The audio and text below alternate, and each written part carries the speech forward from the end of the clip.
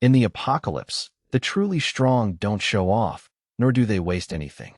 A bustling city just like in peacetime, a civilization quietly taking shape. From how they spend money to how they use the bathroom, everything highlights the gap in social class. This is a savage civilization where the weak look up and the strong silently accumulate power. Please continue following Chun Mang into the next episode. Level 20 means the train has entered the gold zone, and it's probably reaching its limit. Assuming someone got a train blueprint right at the start of the apocalypse, then continuously built and upgraded it, encountering quite a few lucky breaks along the way. With decent luck, reaching around level 20 by now would be the absolute limit. That being said, it's highly likely that no trains exist in the red zone at all, let alone the rainbow zone. After business closes tonight, transfer all the profits from today and the previous 2 times to the train. Yes, sir. In the Neon City, tonight is especially bustling. Thousands of train captains lead their subordinates down the streets, looking at the shops on both sides and chatting nonstop. The residents who had already found jobs in the Neon City are also working hard, hawking goods and inviting customers. In an instant, the atmosphere is even livelier than a commercial street before the apocalypse. There's absolutely no apocalyptic vibe. It looks just like peacetime.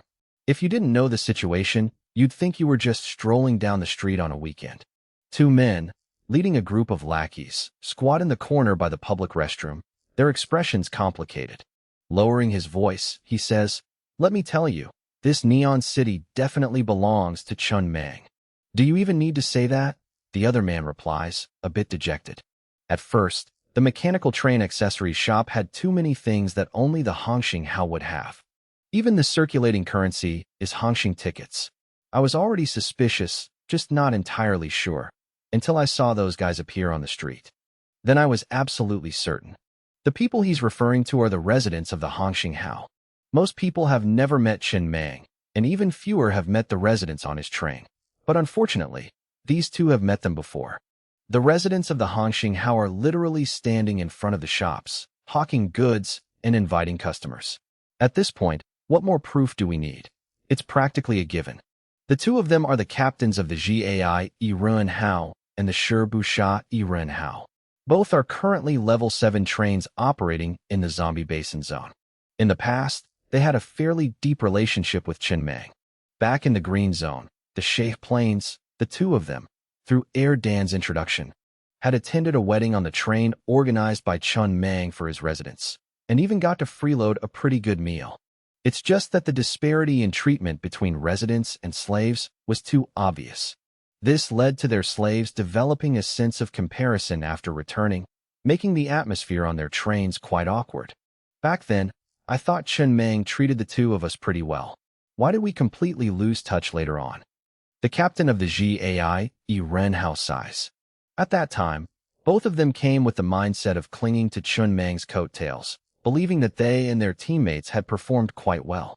They even prepared gifts. Throughout the event, Chun Mang was amiable, chatting and laughing without acting distant, and even gave them return gifts when they parted. They always thought that they had at least some level of friendship with Chun Mang. But for some unknown reason, they completely lost contact afterward. By the time they confirmed this city belonged to Chun Mang, the gap between them had widened to an unreachable extent. They were fundamentally no longer on the same level. Their trains, placed in the Neon City, could only be considered small fry. There were plenty of other trains stronger than theirs. But this entire city directly belonged to Chun Mang. There was absolutely no comparison. One side owns the property, while the other is just renting a stall. How could they possibly still interact? The captain of the Shi Busha Ren Hao sees things more clearly and says helplessly, relationships between people don't just rely on friendship. At the very least, there must be resources to exchange. We have absolutely no value to the Hongxing Hao. Most importantly, after the wedding, Chun Mang directly entered the zombie basin. Even if we wanted to contact him, we didn't have the means.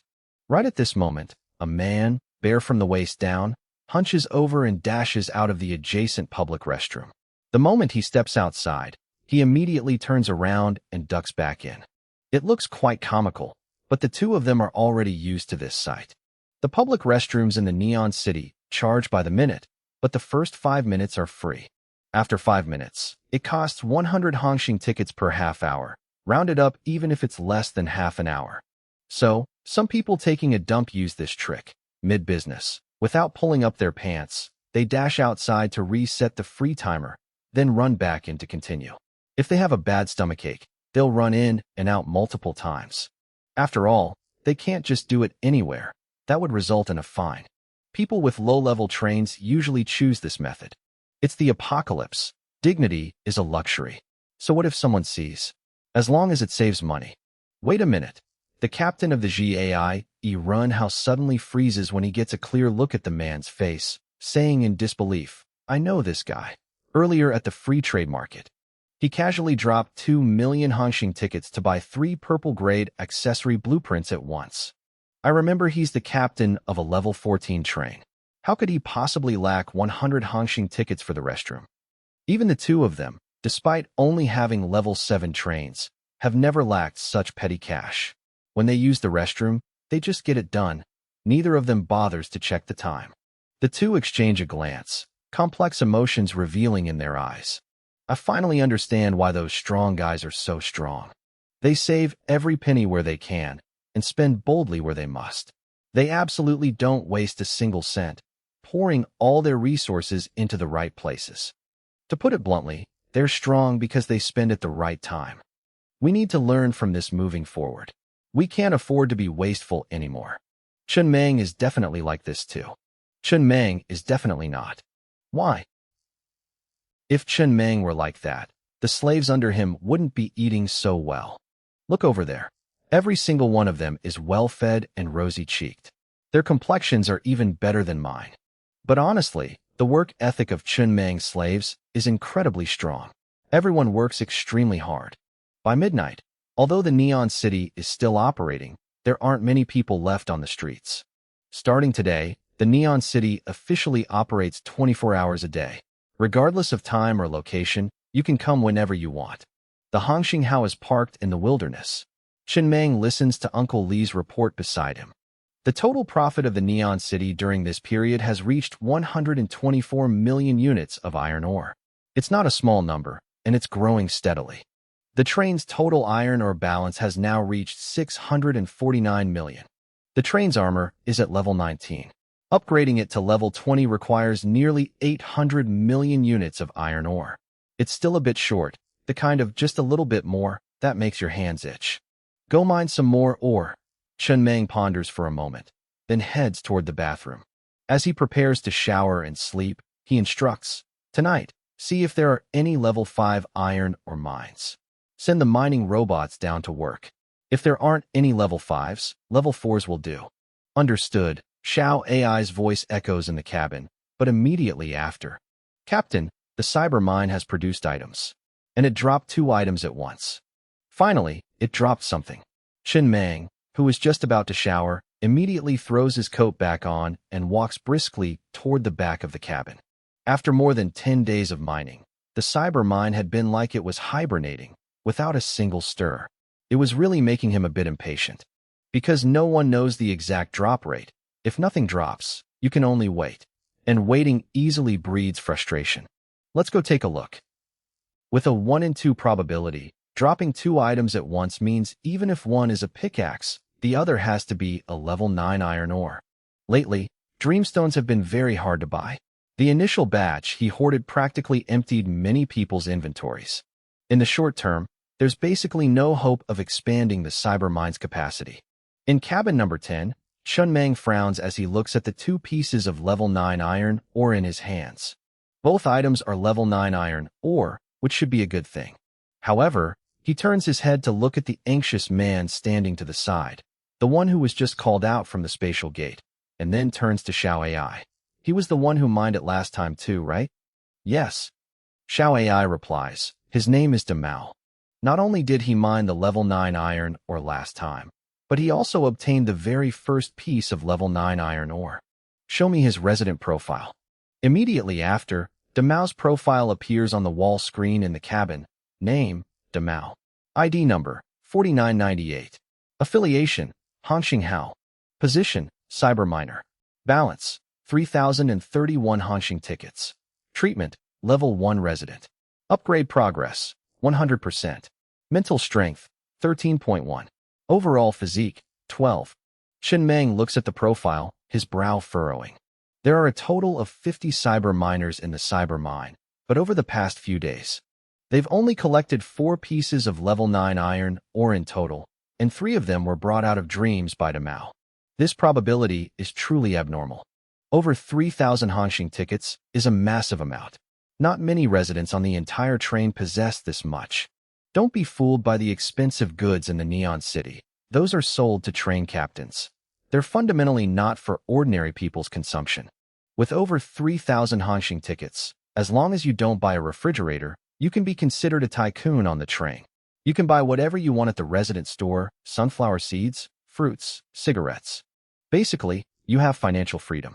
You're just one step away from being a multimillionaire, the kind of rich where you're still very level-headed. Chen Meng sizes Demao up and down, his eyes narrowing slightly.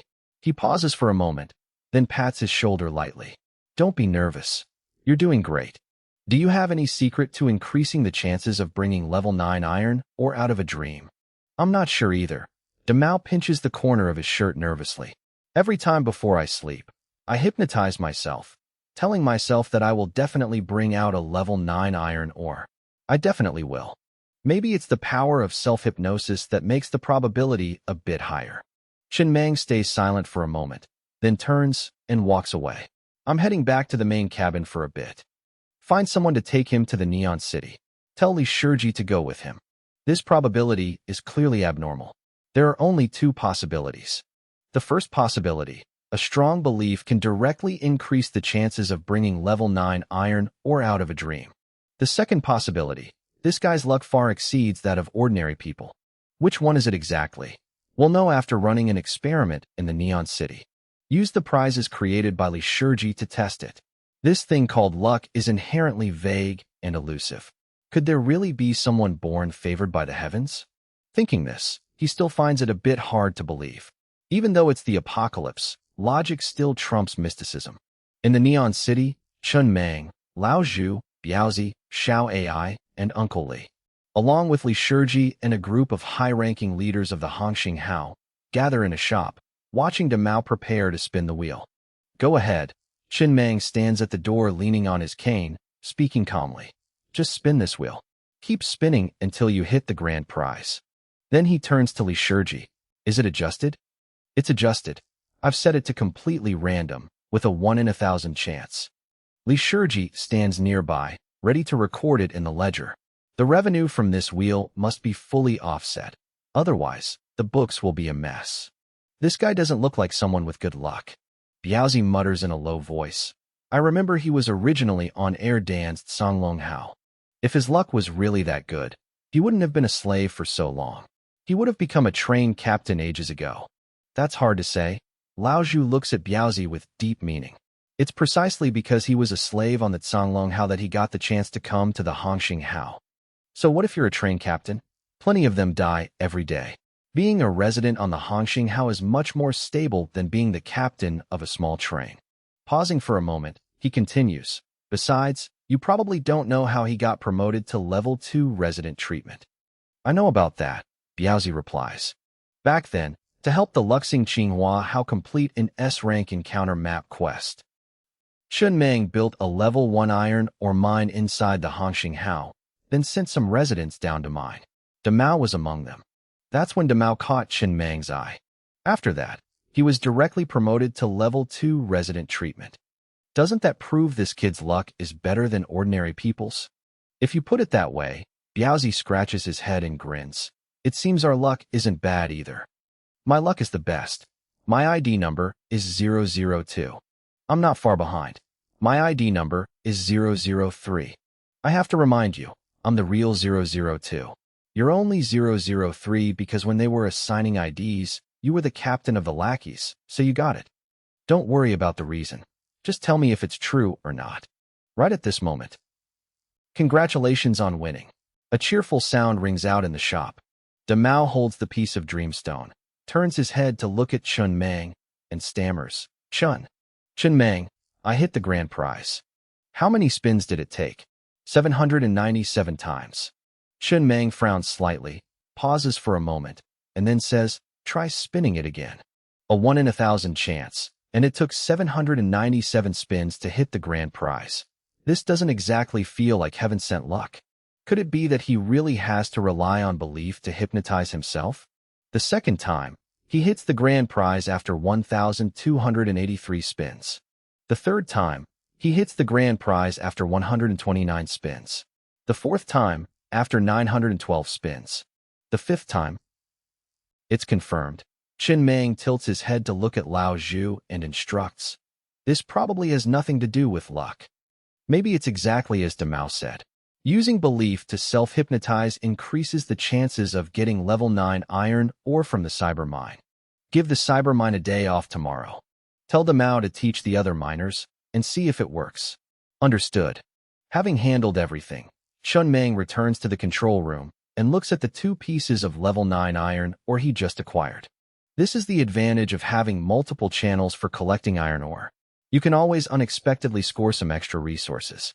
Adding these 2 pieces of level 9 iron ore, the train's iron ore balance has now reached 849 million units. It's enough to upgrade the armor to level 20. Chen Meng chuckles softly and heads toward the bathroom. I'll sleep first. The upgrade can wait until tomorrow. He's been looking forward to the super effect of the level 20 armor for a long time, but right now, he's just too exhausted.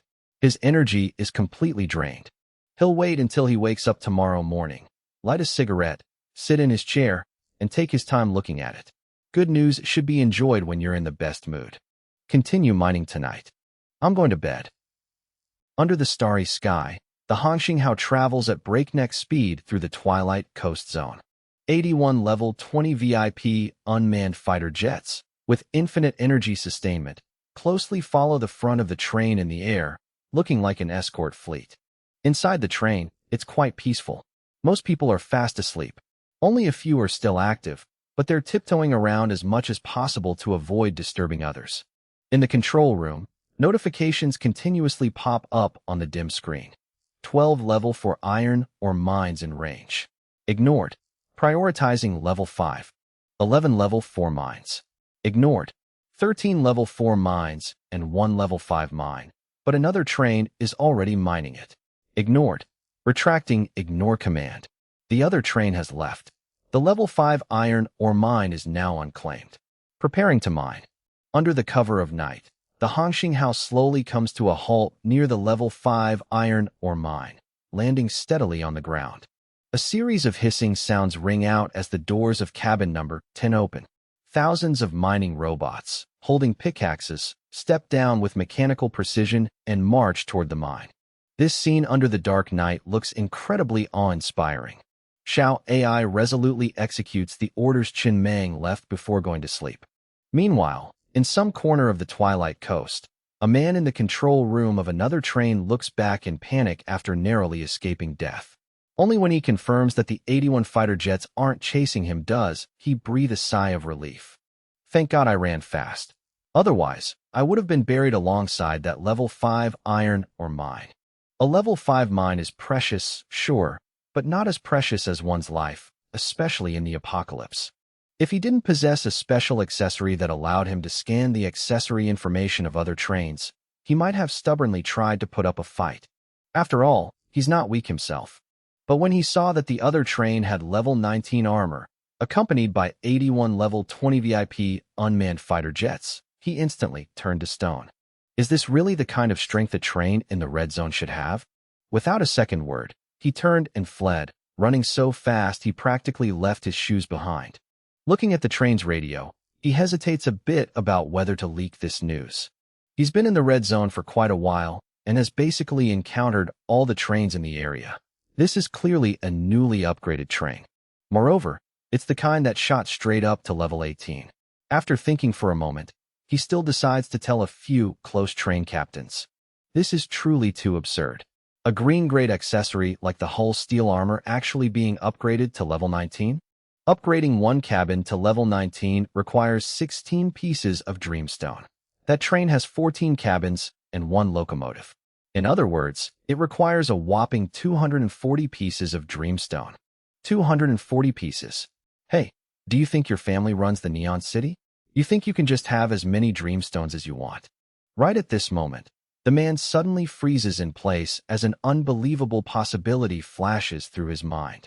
His voice trembling, he says, "God of Wealth, help me check the surveillance cameras to see if we caught the side of that train just now. I remember seeing some spray paint on the side." "Yes, Captain." An electronic, mechanical voice quickly rings out in the control room. God of Wealth is the name he gave to his AI. Very quickly, the surveillance footage is replayed on the screen. In frame-by-frame slow motion, the side of the train appears blurry, but the words are still recognizable. "Crush everything. Hongxing Hao." Holy shit. He gulps hard, his hands trembling as he lights a cigarette. This is way too much of a coincidence. Recently, the Neon City has been famous throughout his zone, and he's been there quite a few times himself. Many goods in the mechanical train accessories shop clearly state they are supplied by the Hongxing Hao. The Hongxing tickets in the city are also named after the Hongxing. Quite a few people secretly suspect that the Neon City is the property of the Hongxing Hao. Not just because of these coincidences, but also because all of them have entered encounter maps before, yet they've never seen a place as humanized as the Neon City. It's so humanized that it feels like there are many real people managing and operating it. He never thought he'd see the Hongxing Hao with his own eyes in real life one day. He just didn't expect it to be this domineering. He was just minding his own business mining, or why did they have to come and rob him? Couldn't they go find another mine? But, looking back at his own train's accessory information on the screen, he can only smile bitterly. Their strength truly far exceeds his. They're fundamentally not on the same level. I worked so hard to find a level 5, or mine. His voice chokes up, full of indignation. You're already this strong, and you're still bullying others? Is there any justice left in the world?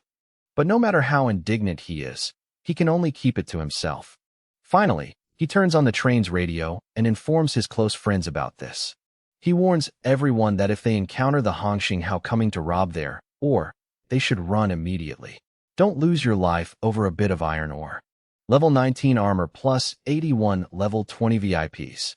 I'm afraid only the true big shots in the red zone can withstand that. As for anyone else, forget about it. Director Zhang.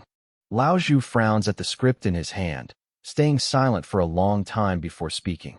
Can you tell me why you wanted to write this script? No problem. Zhang Yiren seems quite enthusiastic. Right now, the Hongxing Hao isn't just shooting one genre. I think movies should be diversified. We can't just be boxed into one style. So I wrote this script over the last 2 days. It's a horror genre. The protagonist goes through countless hardships and finally escapes from a female ghost wearing embroidered shoes.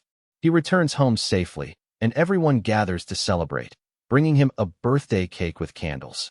Having survived the ordeal, the protagonist looks at his family and friends with gratitude.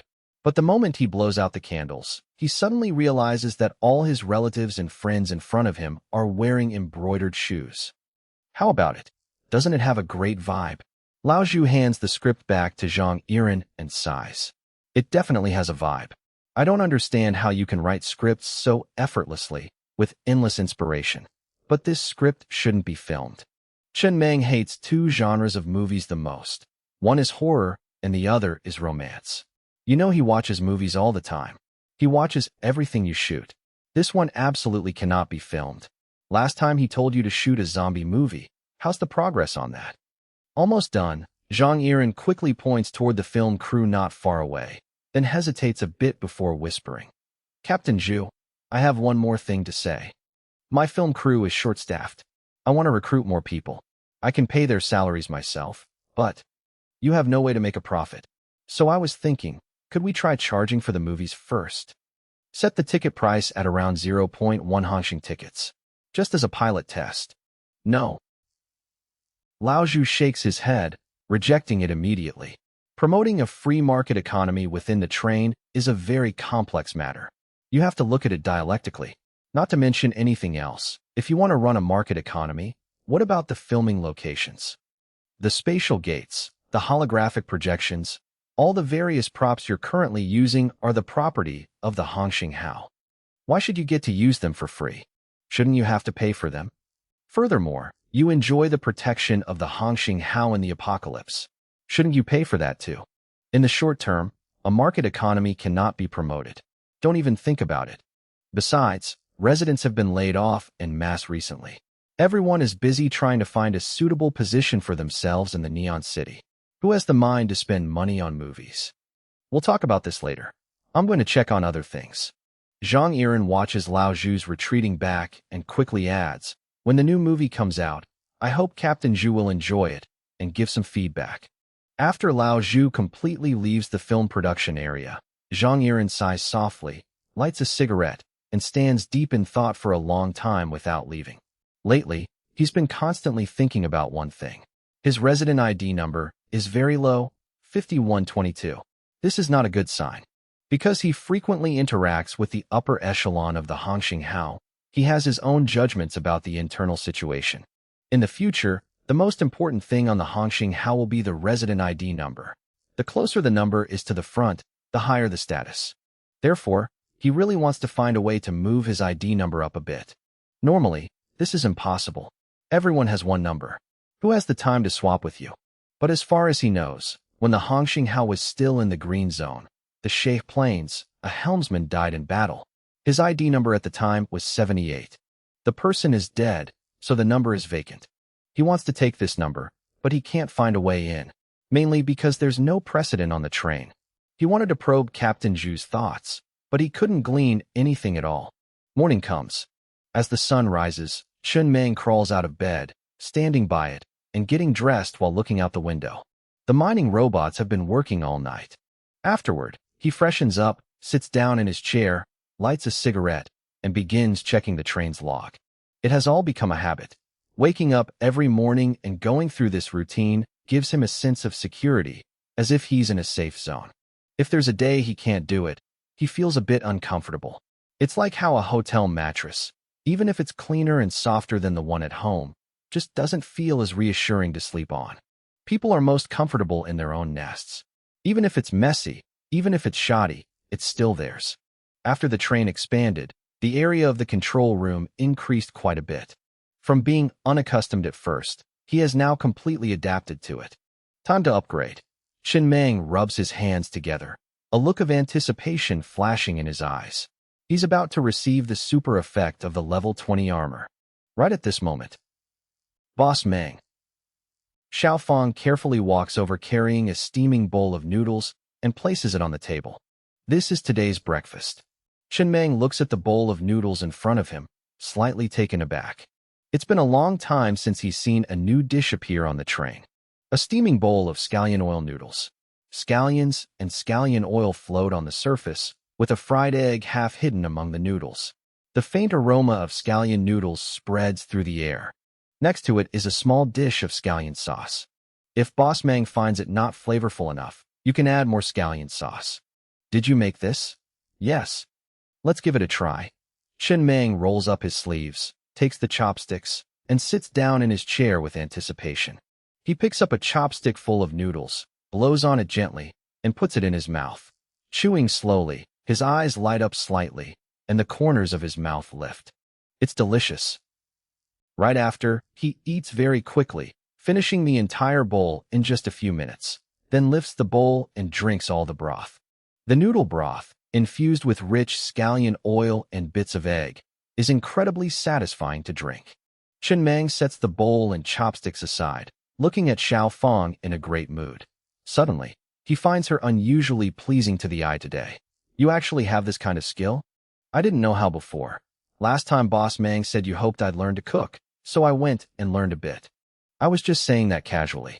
But wait, where did you get the noodles and scallions? How come I didn't know the train had these things? Boss Meng. Xiaofang steps forward to clear the bowl and chopsticks, speaking softly. You stand too high and look too far.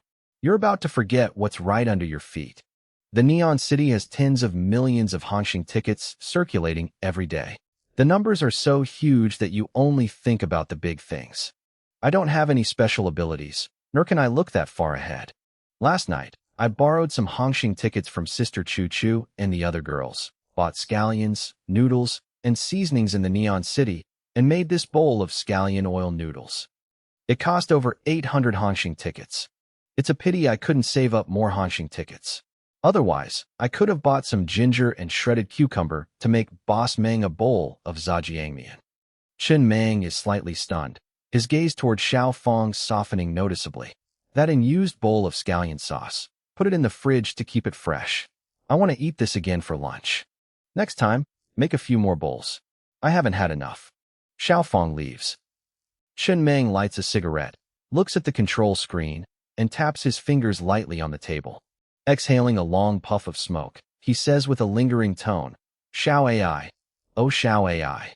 Tell me, with so many people going in and out of the Neon City every day, why didn't anyone think of buying some food there and making me a few good dishes? I didn't think of it. Did the others not think of it either? In the control room, Xiao AI's voice rings out, sounding somewhat helpless. Perhaps everyone really didn't think of it. The captain's daily food benefits are actually quite similar to the residents. Everyone just assumes the captain eats better. After all, Lao Zhu and Biaozi usually only see you once every few days. It's one thing if they don't know, but don't tell me you didn't know either. I am an AI. I don't need to eat, so I have no concept of this. Chen Meng thinks for a moment, then says, appoint Xiao Fong as the head of internal affairs, specifically in charge of all chores in the control room. She has the right to enter and exit the control room at any time and mobilize a portion of the resources. Upgrade her benefits to high-level talent tier 2. Reimburse everyone for the cost of buying those ingredients just now. Understood. Internal affairs were originally managed by Lao Zhu. Lao Zhu does a great job overall, but when it comes to the details, he's not as refined as Xiao Fong, especially regarding his small daily habits. In cabin number 5, Yin Yao stares blankly at the notification popping up on her iris chip. Train-wide announcement. Personnel change. Resident number 99, Xiao Fong, is appointed as head of internal affairs, specifically in charge of chores in the control room. Granted the right to mobilize a portion of resources. Benefits set to high-level talent tier 2. After a long while, Yin Yao finally snaps out of it and looks over at Ji Chu Chu. Sister Chu Chu. If I remember correctly, Xiao Fong borrowed those Hongxing tickets from the two of us, right? How did she get promoted? Using our money to do her own thing. Ji Chu Chu looks down at her nails, a hint of disappointment flashing deep in her eyes. Half a minute later, she smiles, tilting her head to look out the window. Men, you either have to feed their upper stomach or their lower stomach. Clearly, Xiao Fong's cooking skills aren't bad. Right at this moment, the door to cabin number 5 opens. Xiao Fong runs in excitedly. Sister Chu Chu. Boss Mang said the scallion oil noodles I just learned to make are delicious. He wants to eat them again for lunch. I really have to thank you, Sister Chu Chu, and Sister Yin Yao for lending me the Hongxing tickets. Otherwise, I wouldn't have been able to make that bowl of noodles. What are you saying, Sister Fong? Ji Chu Chu is the first to step forward, putting her arm around Xiao Fong's shoulders with a gentle smile. From now on, don't call me Sister Chu Chu anymore. Just call me Xiao Chu. Don't say that, Sister Chu Chu. In my heart, you'll always be my big sister. Putting the side matters to rest, Chen Meng sits in front of the control console, looking at the screen. As 800 million units of iron ore are crushed and merged into the hull, the green-grade accessory, the hull's steel armor, finally upgrades to level 20. Level 20 armor, immune to all level 20 intensity attacks. It also unlocks a brand new super effect. The surface is coated with an ion layer, allowing the hull to rapidly self-repair when damaged. Not bad. The super effects at level 5 and level 10 of the armor were already very practical. Level 5 grants immunity to corrosion from liquids and fog, while level 10 has the consumption required for upgrades. This effect alone has saved the Hongxing Hao billions of units of iron ore. Without it, upgrading from level 19 to level 20 wouldn't cost 800 million, but rather 1.6 billion units of iron ore. A number big enough to make anyone just turn off their computer and go to sleep. To gather 1.6 billion units of iron ore, you'd have to mine at least over 20 level 5 iron ore mines. And it's not like you just mine it and don't use it for anything else. It's like someone earning 10,000 a month. Saving 50,000 a year already makes them a master. Saving 100,000 makes them a god. Saving 120,000 is literally like a Pichio taking a stroll in the park. Money only goes in, never comes out. Chen Meng is quite satisfied with this rapid repair effect. A few days ago in the Dead Tree Meets Spring map, the rear half of the hull was damaged and had to be repaired using mechanical nanospiders. Now, with the ion coating, the hull can automatically repair itself without consuming iron ore. This also means that in a critical situation, even if the armor's level is lower than the monster's, the rapid repair will allow the train to hold out much longer. If combined with the mechanical nanospiders, the repair speed will increase drastically, potentially even allowing for direct confrontation for a period of time. It's a very good super effect. He really likes it. After finishing the armor upgrade, Chen Meng picks up the walkie-talkie next to him, preparing to contact Erdan. He doesn't plan to stay in the Twilight Coast for too long. Instead, he'll head straight to the Gold Zone at top speed. However, he can't get through. He tries a few more times, and after confirming that the other party truly cannot be reached, he puts the walkie-talkie down. Erdan has probably slipped into some encounter map.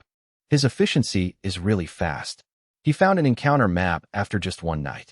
Chen Meng simply leaves a message, telling Erdan to come straight to the Neon City to find him after he gets out of the map. He's already left some dreamstones there to upgrade Erdan's armor. As for the iron or resources, they'll figure that out when they meet. How much longer for that level 5 iron or mine? Chen Meng tilts his head, looking at the mining robots still working rhythmically outside the window. It's just dawn, and all things are gradually waking up. Estimated to be completed in about 30 minutes. Xiao AI's voice rings out in the control room. Yeah. Chen Meng nods, looking back at the galaxy map on the screen, and asks slowly, is there any difference compared to yesterday? This galaxy map spans 100,000 light-years, a distance so exaggerated it's hard to comprehend with human thought. If you just glance at it, many details are condensed. You can only see clearly by zooming in on specific areas. Of course there are differences, but no major changes. For example, many celestial bodies are still constantly moving. No new black holes have been detected, nor are there any celestial bodies in a state of imminent collapse. Perhaps because the area near the Zerg civilization's base is relatively clean. The surroundings have been thoroughly cleared. Chen Meng says nothing, just quietly looking at the left side of the galaxy map. The territory of the Zerg civilization shown on the map already spans over 30,000 light-years, and this is only a part of it. The actual extent of their territory is definitely much larger. He needs to get to the mining planet quickly. The galaxy map is truly fascinating. He doesn't get bored even after looking at it for half an hour. Every time he zooms in a more concrete image of the extraterrestrial civilization forces is etched into his mind. Very quickly, half an hour passes. All the mining robots return one by one to the miner base in cabin number 10, and the train sets off again. This time, they aren't using the magnetic wheels. Instead, they switch to the Cloud Rabbit, flying straight toward the deep sea. There are 2 gold zones adjacent to the Twilight Coast. One is located on a large island deep in the ocean, and the other is to the north, where there are continuous mountain ranges. Chen Meng leans more toward the ocean, so he chooses to enter the deep-sea Lonely Island Gold Zone. After flying for about 10,000 meters, a massive screen of light appears ahead, displaying 4 glowing words. The train doesn't stop. It passes straight through, entering the Gold Zone. Deep Sea Lonely Island.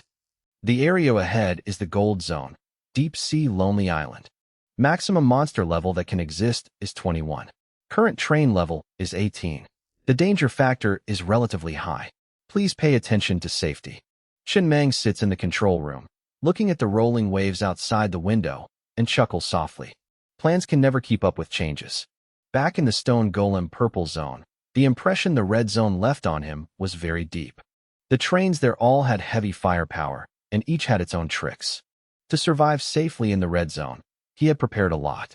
But when he actually entered, he realized he was practically invincible in the Red Zone. He hadn't even been there for more than 2 days before hitting the road again. Perhaps this is just life. Things that previously seemed incredibly difficult, once you're fully prepared to face them, turn out to be not as hard as imagined. They might even be somewhat simple and easy. He likes the ocean. It carries a deadly romance. It's just that right now, the sun is still hanging in the sky. It's morning, and you can clearly see the deep blue sea and the scattered seagulls. He prefers the sea at night. That absolute darkness, the oppressive feeling of having no one around and no land in sight. The sea breeze stealing away body heat, only the roaring waves in your ears.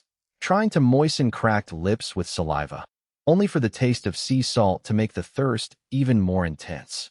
He likes this feeling of despair, provided he's inside the train. Only with safety as a foundation does despair become beautiful. Like the boundary between a game and torture, sometimes it all comes down to one word: safety.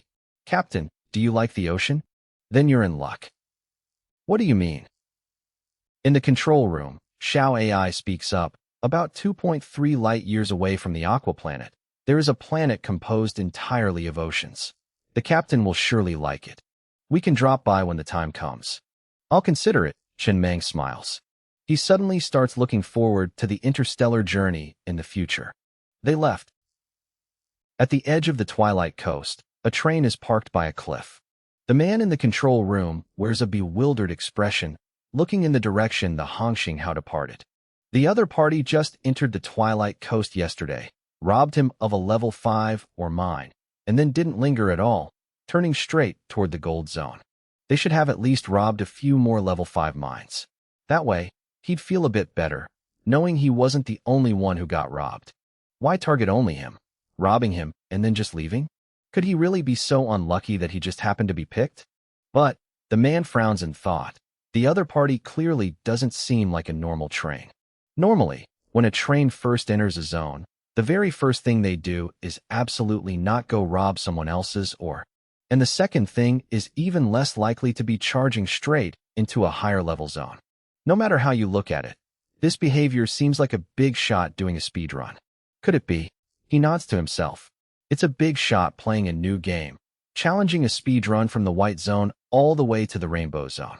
He thought he was already in the top tier, but compared to the Hongxinghao, they're completely out of the same league. Perhaps that's exactly it. Thinking of this, he feels quite a bit better. At least no one else will come to rob his iron ore next. We're here.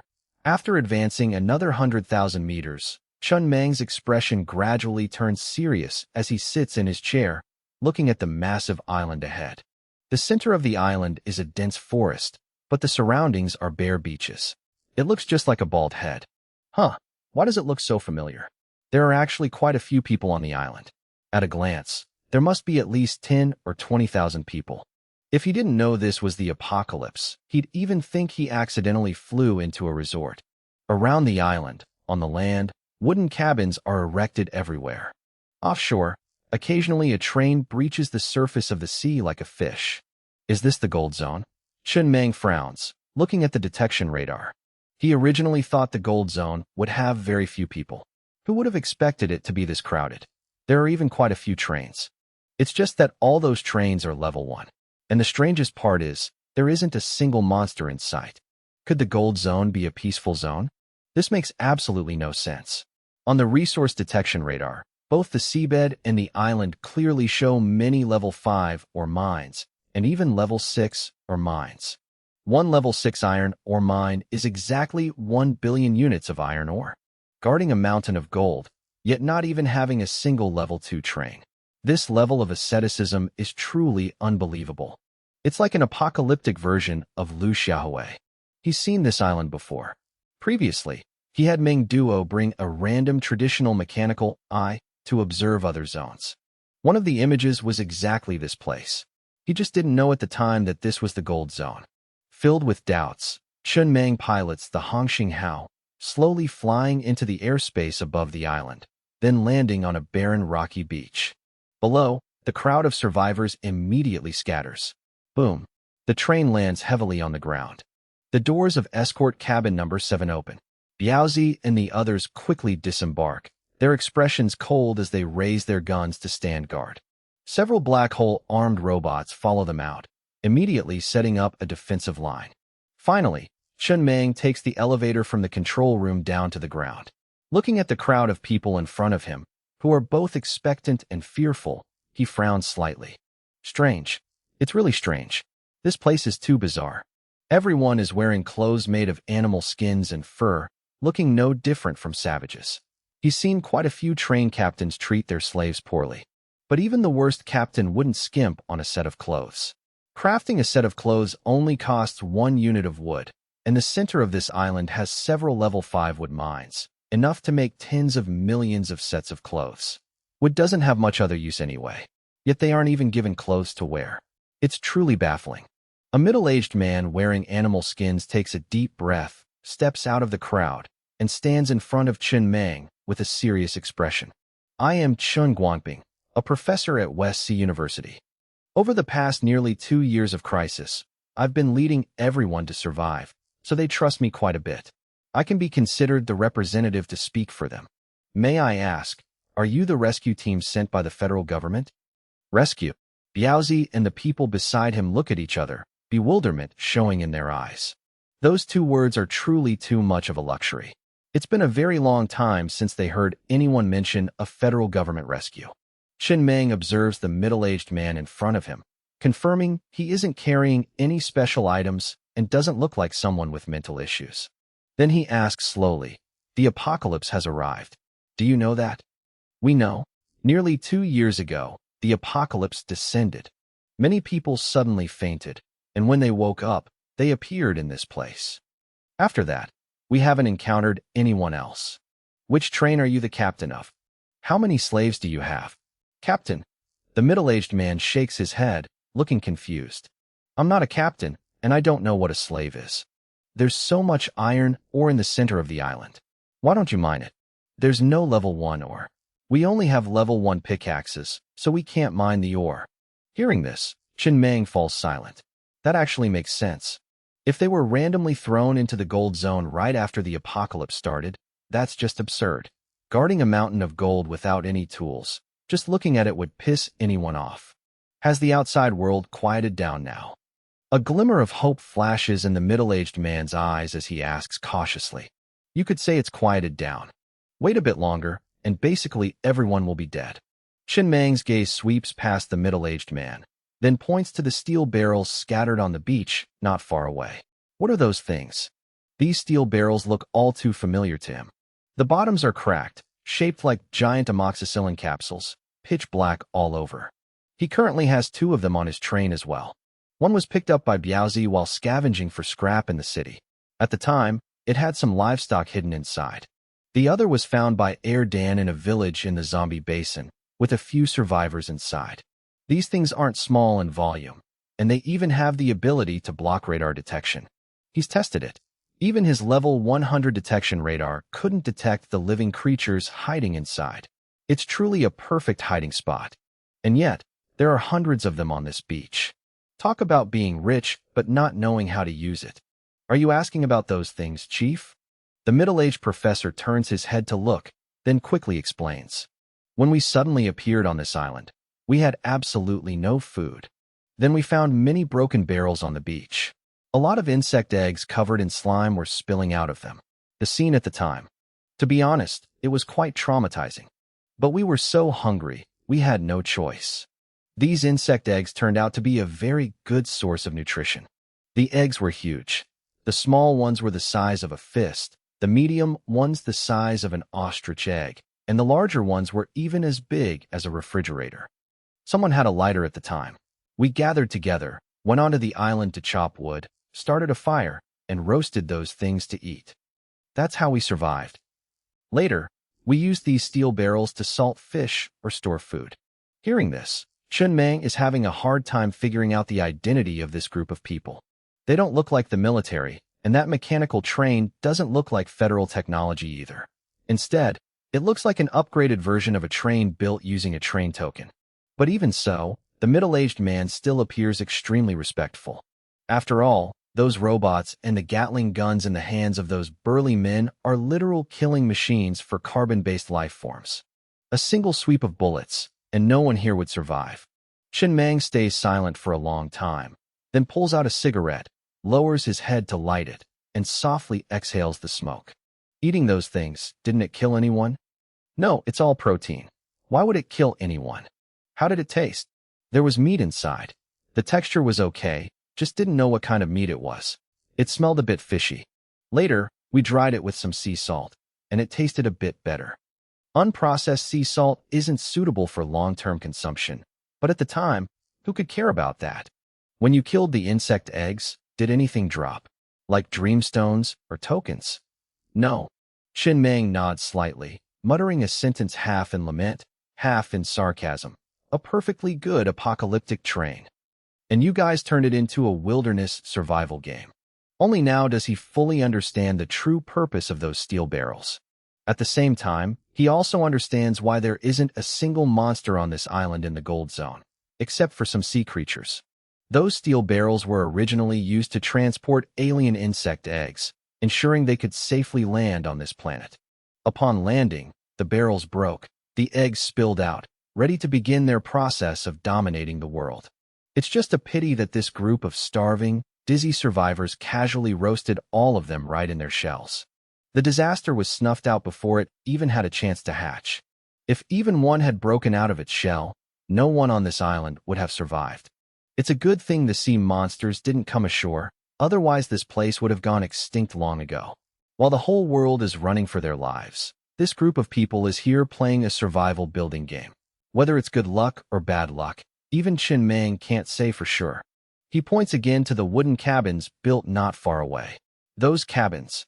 Did you guys build those too? Yes, the middle-aged professor nods. In the wilderness, you always need a place to stay, so everyone built them by hand.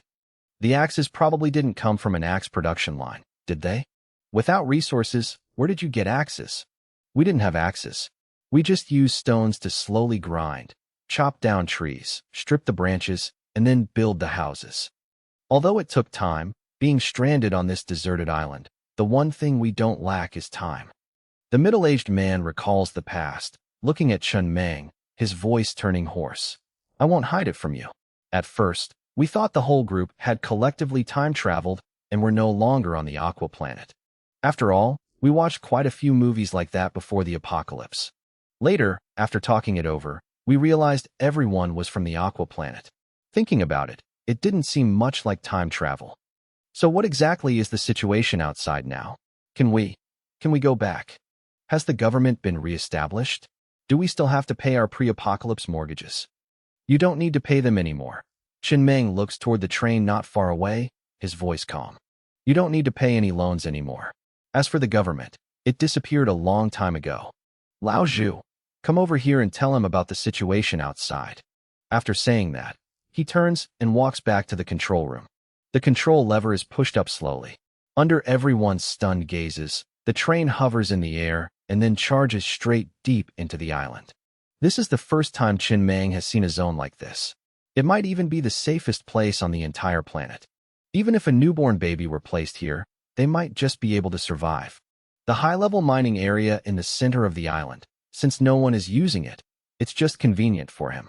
Only when he gets close does he realize that those trains frequently diving into the sea don't even have deep-sea protective mask components. Nor do they have propellers or any specialized equipment for underwater operation. Nothing at all, just the most primitive locomotive. A few trains are anchored on the shore, and then people use vines braided into ropes. To lower a train into the sea, place bait inside to lure fish, and then the train on the shore starts up to pull the underwater train back up. An apocalyptic version of a fishing net. It's both crude and reckless. The kind of thing no one would dare play with unless they had 9 lives. The Hongxinghao quickly lands in the center of the island. 10,000 mining robots, carrying pickaxes, step down from cabin number 10 in an orderly fashion, scatter everywhere, and begin their tasks. It's truly convenient for him. All the ore mines are in a state of recovery. Others can't mine them. Only he can. However, Chin Meng steps down from the control room, leans his back against the hull, and looks at the towering forest around him. He lowers his head to light a cigarette, his expression calm, saying nothing. The sound of birds chirping echoes in the forest. Occasionally, you can even see squirrels standing on the treetops, happily hugging pine cones. Perhaps because there are no monsters, the wildlife in this area is extremely abundant. In other places, they've almost all been eaten clean. The entire forest is brimming with vitality. He's considering a question. Should he bring this group of survivors onto the Hongxinghao? Over 10,000 people. Currently, the Hongxing Hao isn't short on people, but in the long run, he'll need a lot. 10,000 people is clearly not enough. If possible, he wants 100 million people. Providing Dreamstones is just the foundation. The goal is to build a civilization of his own. But this group of people has never experienced the true cruelty of the apocalypse, nor do they understand the rules of survival. It's very easy for them to take the benefits on the Hongxing Hao for granted, which could lead to all sorts of ridiculous situations. Captain, Xiao AI speaks up as soon as she steps off the train. We can't abandon what needs to be done just because we're worried about minor troubles. If there's a problem, we solve the problem. The big picture is still the right path. Chen Meng tilts his head to look at Xiao AI, nods slightly, and says nothing, but he's already made a decision in his heart. There are still quite a few survivors and many trains on the Aqua Planet. He's thinking about whether he should use coercive measures in the future to gradually bring everyone onto the Hongxing Hao, or leave it voluntary, giving everyone the right to choose. Many captains are unwilling to bow their heads and live under someone else's roof. Perhaps, in a few days, he needs to spread the news about the Zerg civilization. When the panic is great enough, the Hongxing Hao will become the only salvation. Having made his decision, he stubs out his cigarette in the ashtray Xiao Fong is holding nearby, then looks at Xiao AI. Don't just focus on mining. Let the residents go out and work. Try to clear out this island over the next few days. Trees, birds, even the earthworms, collect them all for me. I'll go craft a higher-level spatial gate in a bit. Collect some fish from the sea too. Those are saltwater fish. Then collect some seawater as well. Figure out a way yourself. Chen Meng seriously pats Xiao AI's shoulder. If there are difficulties, solve them. This isn't a big deal. After we leave the Aqua Planet, we might not see these things anymore. Build me a complete ecosystem. Even if other planets have similar creatures, they won't be as familiar as the native creatures of the Aqua Planet. Go on. Oh, don't worry about the people who have already found jobs in the Neon City. Just let the unemployed residents go out and work. Biaozi squats on the ground, looking at the middle-aged professor opposite him, and points to the trains not far away. Your trains are pretty decent. Without iron or to craft energy stones, what happens if you run out of energy stones? Then we use the train as a house, or as a net bag to catch fish, and then craft another train. You have quite a few train tokens, huh? Biaozi glances around in slight surprise. There aren't even any monsters here. Where did you get the train tokens? We picked them up. Found them in the forest in the center of the island. Picked them up?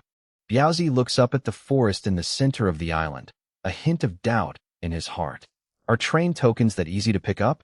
He stands up, hands in his pockets, looks at the survivors in front of him, and sighs softly. Poor people. Although they've lived safely for nearly 2 years in the apocalypse, the new world is about to be opened by the Hongxing Hao. It's just a pity that these people have missed the opportunity to show their talents in that new world. Chief, the middle-aged professor's voice trembles. Has the outside world really been destroyed? Yep, 100% real. Biaozi casually accepts a slice of watermelon handed to him by Shan Miaozi, takes a huge bite, and says nonchalantly, the population of the Aqua Planet is at least 2/3 dead, maybe even more. Basically, almost everyone is wiped out. As for the Aqua Planet, it'll explode in a few years anyway. Out in space, we're sitting right behind the main base of the Zerg civilization. Simply put, every step is a landmine. Zerg civilization? That's a long story. To explain it to you, I'd have to start from the very beginning. In short, we're doomed. It's the apocalypse, get it? Our Hongxing Hao is the strongest train. Naturally, we'll be fine. If even something happens to us, then basically everyone else doesn't even need to think about it. Inside the train, in resident space number 1, Demao stands at attention in the middle of a pavilion, looking at the cyber miners sitting in a circle around him, his hoarse voice ringing out. The cyber mine has been open for a while now. I alone have mined 3 level 9 ores. My profits are also the highest.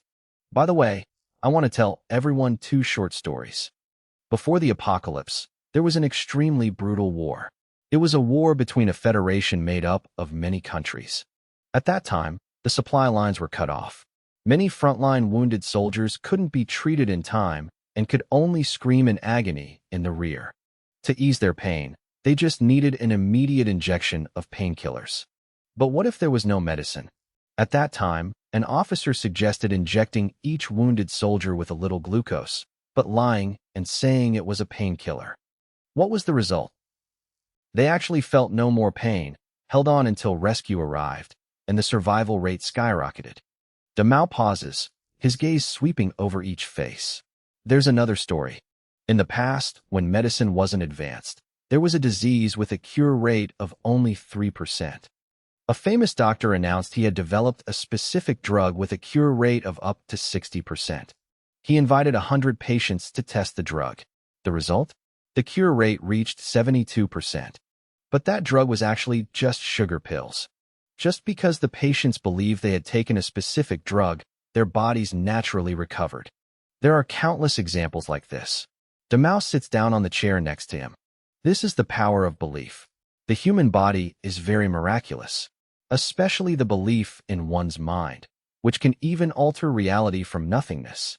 When you do something with a strong enough belief, even if you face setbacks at first, as long as you believe absolutely and keep doing it, sooner or later you will reap the rewards. We are the last mining group of the Hongxing Hao. Since the mining robots appeared, many residents have become unemployed and temporarily have no way to earn Hongxing tickets. But us? We have a guaranteed Hongxing ticket every day, and if we mine ore, we get an extra 1,000 Hongxing tickets as a bonus. Before entering the dream, everyone must tell themselves, I will definitely bring it out. I will definitely bring it out. I will definitely bring it out. Engrave that belief into your mind. That is all of my experience.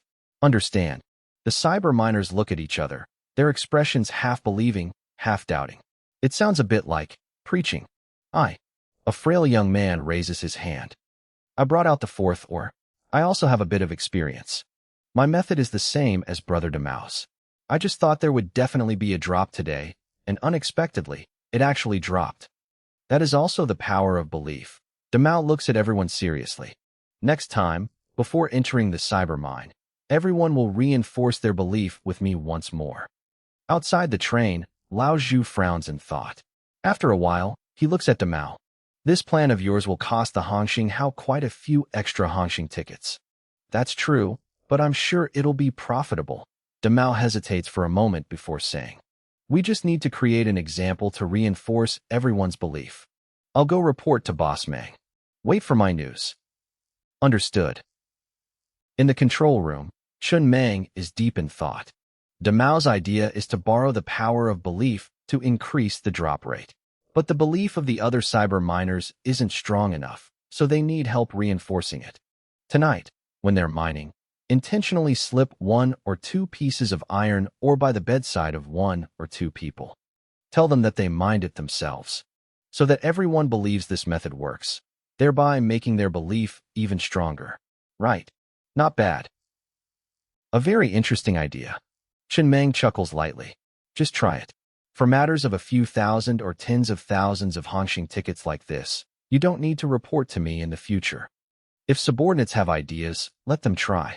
The Hongxing Hao isn't lacking in these petty resources. The position you hold on the train isn't just a messenger. You have to make decisions yourself. Understood. Lao Zhu is slightly taken aback, then quickly nods in response. After Lao Zhu leaves, Chen Meng looks at the spatial gate component on the control screen. This is a gold-grade component. The space inside is square-shaped. At level 1, the length and width are both 100 meters. Each level up adds another 100 meters. The spatial gates in his train currently basically all reach a size of 1,000 meters. Crafting a level 100 spatial gate requires 1.31 million units of iron ore. This price isn't cheap, but it's still within an acceptable range. After thinking for a moment, he crafts a level 100 spatial gate and installs it in cabin number 10. This is already the 5th spatial gate installed in this cabin. After upgrading to level 100, the length and width have reached 10,000 meters. Saying it like that still isn't intuitive enough. A level 100 spatial gate is equivalent to about 14,000 football fields, roughly 1/10 the area of a 2nd or 3rd-tier city. A normal adult walking 10,000 meters would take about 2 hours. Taking a stroll around in here after dinner, it would basically be dawn by the time you finish. This is clearly a super large planning area. Without the support of transportation, efficient movement is practically a pipe dream. This whole thing only requires 1.31 million units of iron ore. The cost-effectiveness is practically off the charts, especially since it also activates 3 super effects. Level 20 Spatial Gate Super Effect. Internal Earth Nourishment. Can self-generate oxygen, but consumes energy. Level 50 Super Effect. The soil in the spatial gate helps agricultural products grow faster and taste better. Level 100 Super Effect. Stable internal space. When the spatial gate is destroyed, all living creatures inside will be teleported to another spatial gate within the train. These 3 effects are all very practical. There's no need to worry about installing a bunch of oxygen generators for such a large area. The level 100 effect also means he doesn't have to fear a scenario where cabins 8 or 9 are destroyed, causing the spatial gate to collapse and burying the residents inside. It's just that the resident's spatial gate is currently only level 10 and doesn't have this effect yet. For now, the conditions still aren't met. I'll wait until the residential area is upgraded to level 100 later. After all, if a level 100 spatial gate is used as a residential area, the internal transportation system must be fully developed. Otherwise, the people living deepest inside would have to walk an hour or 2 just to get out. They'd lose all motivation before even getting to work. Shin-Mang looked at the control panel, his eyes flickering slightly. This gold-grade spatial gate component required 1.31 million units of iron or to go from level 1 to 100. But going from level 100 to 101 alone required a whopping 1 million units. In return, its length and width directly doubled from 10,000 meters to 20,000 meters. Although the cost skyrocketed, purely in terms of efficiency, the latter was actually a bit more cost-effective. Not bad. Shin-Mang nodded slightly. Starting from level 100, the numbers tended to grow exponentially. Green and gold-grade components originally had no say in the universe, but if their stats could scale like this, then at some point, they would carve out a place of their own. Trains were the core vessels of the mechanical civilization. Every civilization capable of leaving its mother planet to participate in civilization wars had essentially harnessed the planet's nuclear energy. The only difference was how they used it. The mechanical civilization used trains, while the Zerg civilization used their own bodies. As for other civilizations, he wasn't entirely sure. The mechanical civilization was extinct. On the Cerulean planet, there were still encounter maps to obtain components. But once he left the Cerulean planet and there were no more encounter maps, where would he go to find 7-color components? Thinking of this, he could only comfort himself. I'll cross that bridge when I come to it. Xiao AI. Shin-Mang paused for a moment before asking. The mechanical civilization must have had quite a lot of merphite, right? Even if the amount of merphite required increases after level 100, couldn't they just build a train with level 200 armor? Wouldn't that make them practically invincible? Not feasible. Xiao AI's voice echoed in the cabin. Merphite also comes from nuclear energy. It's not that easy to obtain. Furthermore, a civilization war isn't fought by a single train. Even the shortest battlefront can stretch for tens of thousands of light years. On that kind of front, even if one train survives to the end, the civilization behind it would already be destroyed. Like water without a source, it would just drift aimlessly in the universe. A single train cannot protect all the planets. Got it. Shin-Mang leaned back in his chair, his voice deepening. That's exactly why I'm even more certain my speculation is correct. A civilization shouldn't have fixed territory. It shouldn't tie itself down to one corner. Becoming a nomadic civilization is the only way to survive. Wherever the train goes, the civilization follows. If we can fight, we fight. If we can't, we run. What's the point of setting up a defensive line? Normal trains can't hold too many people. But if the Planet House spatial gate can be continuously upgraded, it can absolutely reach the state where one train is an entire civilization. 7 days later. During these 7 days, the Planet House remained anchored at the center of the island, mining. Mining had never been this effortless. There was no monster harassment whatsoever. It was as safe as a novice zone, completely unlike a high-level area. Sea monsters basically operated in the deep ocean. The higher their level, the deeper their range of activity. There were hardly any monsters on the sea surface, let alone any invading the land. It could be said to be absolutely safe. 7 days was enough for a lot of things to happen. The mining robots worked day and night without rest, operating continuously for 24 hours. When it came to grinding, humans really couldn't hold a candle to robots in this field. Currently, there was a total of 50,000 mining robots working tirelessly. Originally, there were only 10,000, but during the mining process, 3 were unfortunately crushed by large trees and instantly scrapped on the spot. Chen Meng couldn't even be bothered to tell Xiao AI to fix them. A single robot only cost 2,500 units of iron ore. Repairing them was more exhausting than just making new ones. Since they had mined quite a bit of ore, he directly spent 100 million units of iron ore to manufacture an additional 40,003 mining robots, rounding up the number to exactly 50,000. 50,000 mining robots tearing through the center of the island day and night. Just watching this efficiency was satisfying. Let alone level 4 ore. He didn't even spare the level 3 ore. Even a mosquito's leg is meat. Level 2 ore veins basically didn't exist here. The lowest level in this area was level 3. The scene outside was incredibly bustling. This is my robot army. Chen Meng stood before the large glass window of the control cabin, looking down at the countless robots toiling outside, the corners of his mouth twitching up slightly. He had been in a great mood these past few days. The continuous stream of good news transformed his initial worries about the future into anticipation. As long as no unexpected accidents occurred and he maintained this current pace of development, sooner or later, the train would have the power to rival the Zerg civilization. Good news also kept coming from the cyber mine. In these 7 days, they had obtained 3 level 9 iron ores. This probability was much higher than before. In the past, it was normal not to get a single one in 7 days. After adopting De Mao's method, the faith of the cyber miners grew stronger and stronger. Before entering the dream state, everyone would hug a pickaxe to their chest. They didn't need to do this before. After all, they were mining in a dream. What use was hugging a pickaxe in real life? But to strengthen their faith, everyone was researching all sorts of personal rituals. It sounded a bit like theology, but the effects were genuinely real. Perhaps faith is also a type of energy magnetic field used to establish a connection channel. Chen Meng pondered, trying to use a familiar concept to explain this phenomenon, but he quickly gave up.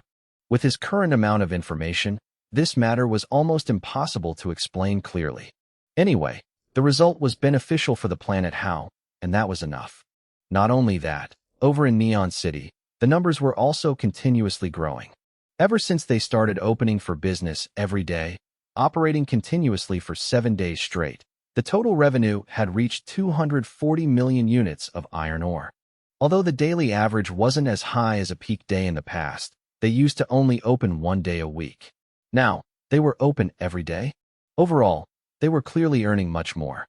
Furthermore, with captains bringing in newcomers and Meng Duo actively expanding the scale, the number of captains would only increase, and future income would only grow.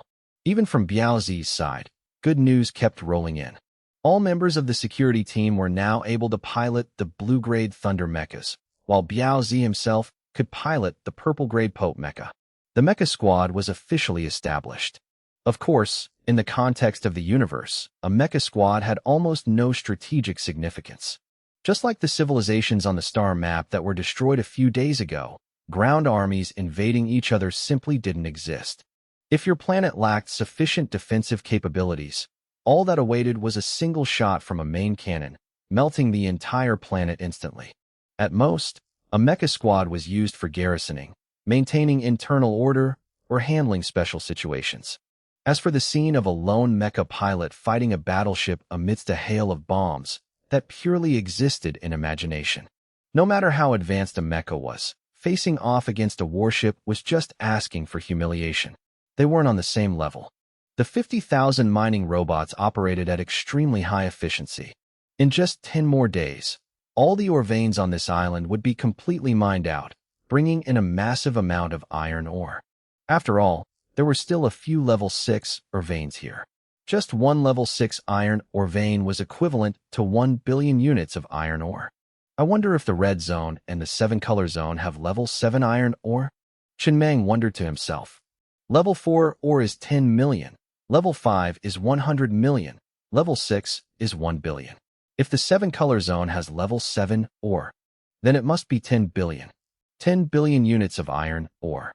Meng sat in his chair, looking at the nearly uprooted forest in the distance, muttering.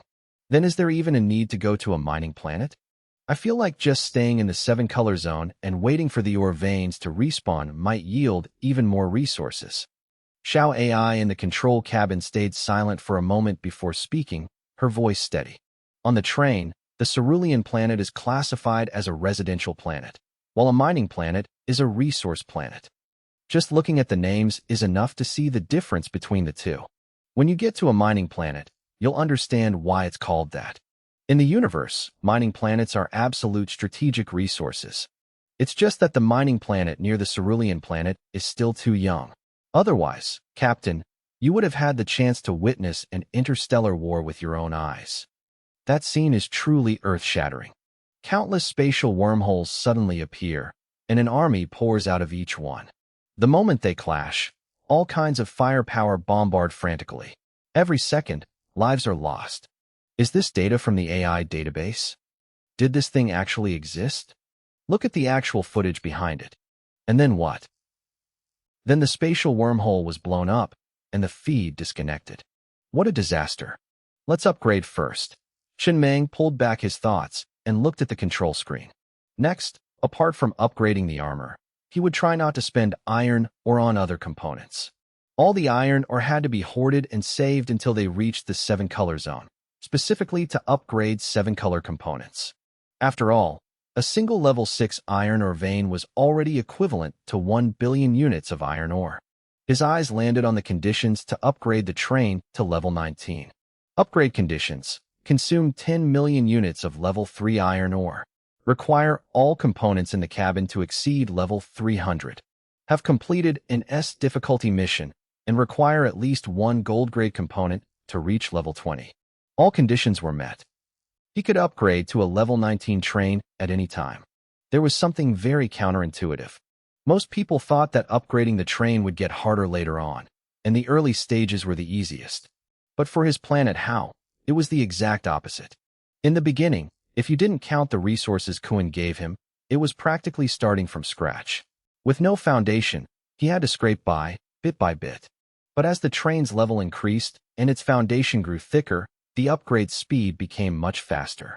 7 days ago, he had just upgraded 3 levels in a row, and now he could upgrade again. The reason was simple. He had completed those conditions a long time ago. There was basically no such thing as a bottleneck. Component level exceeding 300? To him, this condition was no different from a cheat.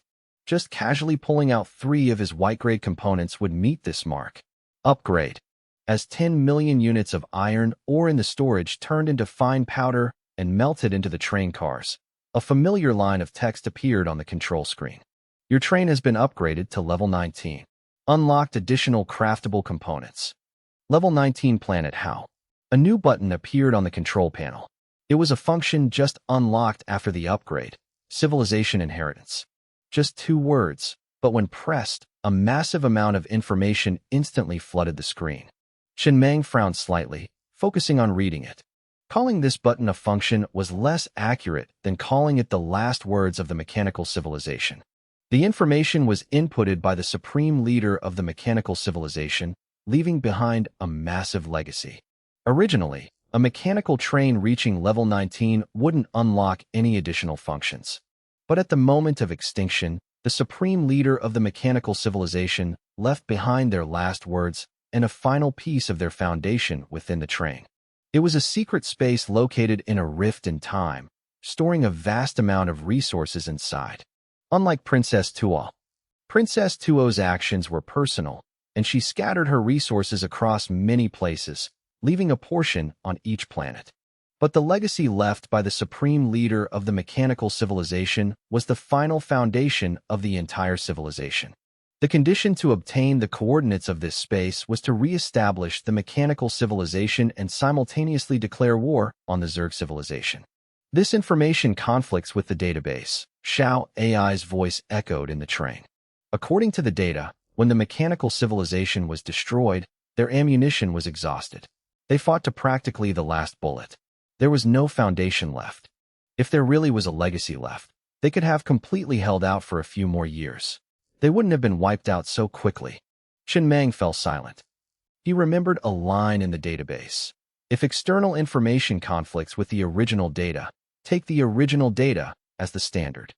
If the data was true, then this massive legacy was very likely just a trap.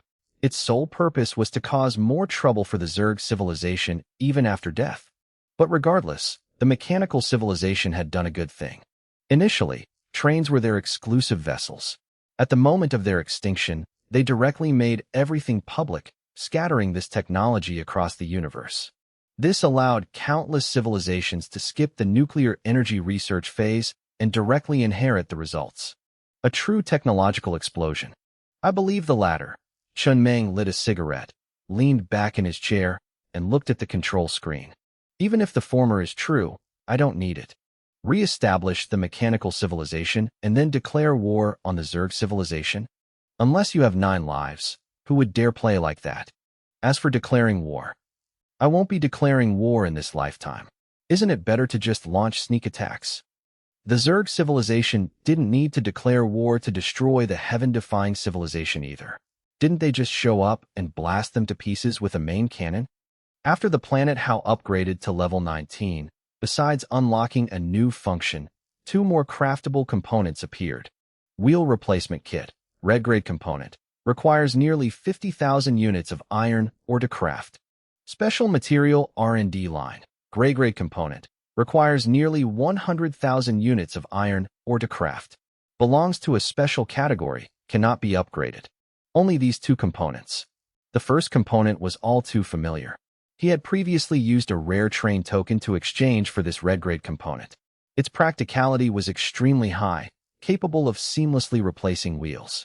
He still found it very handy to use even now.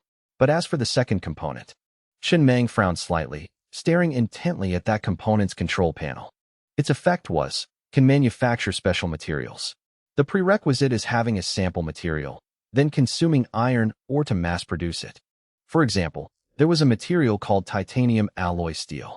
With the train's current technological level, it definitely couldn't manufacture this material on its own.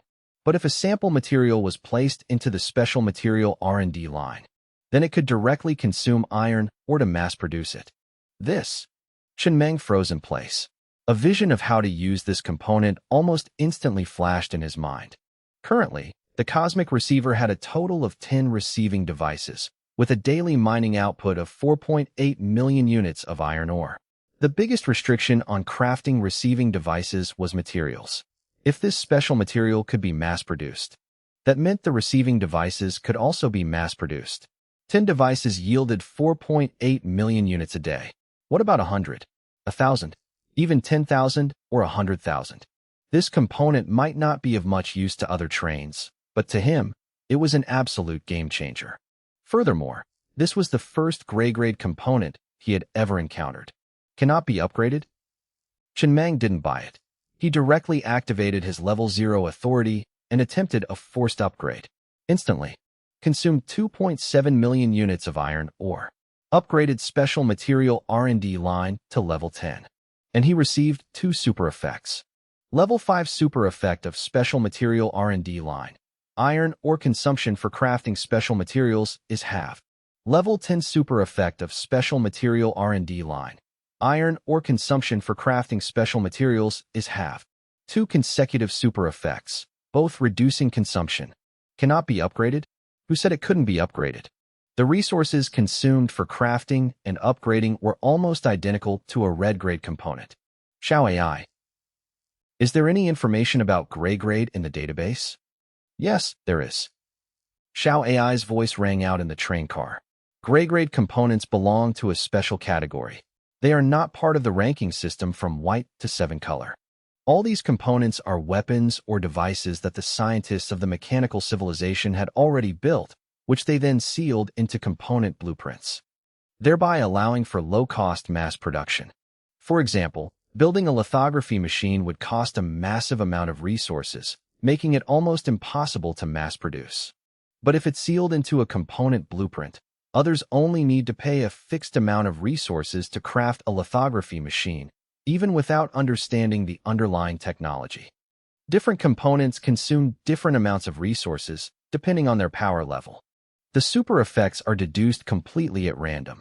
The scientific term is cosmic blessing. Its essence is that it's completely random and uncontrollable. When a component blueprint is created, no one knows what its super effects will be. They could be very strong, very weak, or even useless. It's all out of their control. At this stage, it's called a prototype blueprint. Only after this blueprint is copied multiple times does it become the component blueprint you are using. Initially, copying only took place on a small scale. The scientists of the mechanical civilization would use that copy to craft a component, then upgrade it to level 10 or 20 to test the super effects. If the effects were good enough, they would keep the prototype blueprint and release it to the market for widespread use.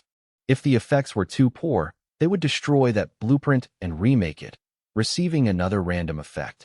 Normally, 7-color components and white components wouldn't receive this treatment. Testing super effects required consuming merphite. White components didn't need it. As long as they worked, it was fine. Whether they had super effects or not didn't matter. For example, even the mechanical civilization didn't know what the level 100 super effect of a refrigerator was. Because in the entire mechanical civilization, including Princess Tua, no one was bored enough to upgrade a refrigerator to level 100. 7-color components also didn't use merphite to test super effects. Because every weapon or component rated as 7-color consumed a massive amount of resources and time to research, it was very difficult to craft a second one in a short period. Therefore, even if the super effects of the first prototype blueprint weren't ideal, they wouldn't immediately change it. Perhaps because the amount of information was a bit large, Xiao AI paused for a moment before continuing. What's worth noting is the Doomsday Mechanical Cannon, the component considered a god-tier artifact by trains during the novice period. It was remade 43 times before it randomly generated 3 super effects that have consumption. Thanks to that, even though it's only a blue-grade component, it can rival or even surpass some gold or red-grade firepower components. And the entire remaking process consumed 645 pieces of merphite. Even for the mechanical civilization, this was not a small expense. They were researching many types of components simultaneously. They couldn't pour all their resources into a single component. Chen Meng sat in his chair, pondering in silence for a long time before slowly speaking. I basically understand now. Meaning, the super effects of the prototype blueprint are completely random. If the result isn't what I want, I can remake the blueprint to re-roll the super effects. He paused for a moment, then asked, and the biggest cost here is the amount of merphite used to scout the super effects. Correct. If I can upgrade infinitely, doesn't that mean I can bypass this cost? Theoretically, yes. Then theoretically, I can absolutely re-roll until I find the super effects that best suit the planet house needs, as long as I scout enough times. Exactly. Chen Meng continued, his tone growing more certain. Even with a 7-color firepower weapon, as long as I scout enough times, I could even guarantee that from level 5 to level 500, every single super effect is having ammunition consumption. In terms of possibility, yes, it's possible. Xiao AI replied, her tone slowing down again. But the prerequisite is that we need a scientific research team on par with the mechanical civilization. We need a massive amount of research chips, extremely high computing power, rare materials, along with a colossal amount of experimental data. This is an incredibly troublesome undertaking. Troublesome? Chen Meng suddenly burst out laughing, a hint of teasing in his smile. Speaking of a research team, isn't there a university professor on the island? As for research chips, isn't your number 1 disciple one? If your computing power isn't enough, I'll just upgrade you to level 500. Rare materials can be manufactured through the special material R&D line. As for experimental data, we can just dig it out from the ruins of the mechanical civilization. He shrugged slightly. It's difficult, sure, but it's not like there's no way. Of course that won't work, Xiao AI retorted sluggishly. Relying solely on a university professor from a normal civilization to form a research team is a bit of a stretch. What if they teach philosophy? She paused for a moment, then continued. Furthermore, I said we need a massive amount of research chips. Currently, the planet How only has exactly one. With my computing power, if I have to manage all these extra things, level 100 is completely insufficient. The special material R&D line can manufacture rare materials, but it also needs sample materials. This is truly very difficult. But there's always a chance. Chen Meng pondered for a moment, then said, just prepare for it first. We'll do it when the opportunity arises. I'm leaving this in your charge. First, screen a group of research personnel based on the basic data and start training them gradually. He changed the subject. Check for me. How much iron ore is needed to craft 10,000 receiving devices? The maximum is 100, Xiao AI explained. The cosmic receiver can only hold a maximum of 100 receiving devices. If you want more, you have to craft additional conversion devices. We can't do that for now. Correct. Then make 90 first. Chen Meng paused, then asked, what were you saying about gray-grade components earlier? I wasn't finished, Xiao AI continued. Among all the component grades, there is one extremely special type, called the gray-grade component. In other words, these are failed semi-finished products. They have certain effects, but during the blueprint creation process, an unknown error occurred. She explained slowly. As a result, they cannot be upgraded, nor can they receive super effects. Really? Yes. Normally, that's the case. Your situation is an exception. Xiao AI continued. Gray-grade components usually have pretty good effects even at level 1. But they are extremely rare because most of them are melted down. Only a very few, either because the materials were too precious or because the level 1 effect was already strong enough, had their original blueprints kept for copying and market release. So it's not that all gray components are strong, she concluded, but rather, only the strong gray components survived. The rest were all melted down. To put it bluntly, it's brutal natural selection. The weak have no right to exist. Got it. Chen Meng exhaled softly, lit a cigarette, and leaned back in his chair, his eyes skimming over the massive amount of data on the control screen. Perhaps because he had been too exhausted these past few days, his eyelids gradually grew heavy, and his consciousness began to blur. Just like that, he fell asleep right in his chair. This chair wasn't an ordinary one. It was like an astronaut's seat in a spaceship, with a half-body protective enclosure. Even in the event of a collision, it could effectively protect the captain. In his hazy dream, he didn't think about blueprints or components. Instead, he recalled his first love at the age of 16. That feeling, it had been too long. Back then, he was still someone who could pour his entire heart into loving someone. Relationships after entering society were different. No matter how compatible they were, he no longer had the ability to love with all his might. Everyone has someone in their heart whom they once loved with 100% of their soul. Now, it was just making do. As long as it was acceptable, it was enough. Xiao Fang walked in from the train car, gently draped a blanket over Chen Meng, and quietly left. In car number 2, the Mecha R&D Center, Xiao AI looked through the surveillance camera and couldn't help but sigh. This girl, she's really not simple.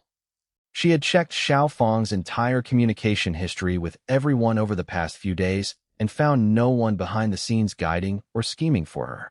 She didn't know why, but she felt like Xiao Fang had become much more profound.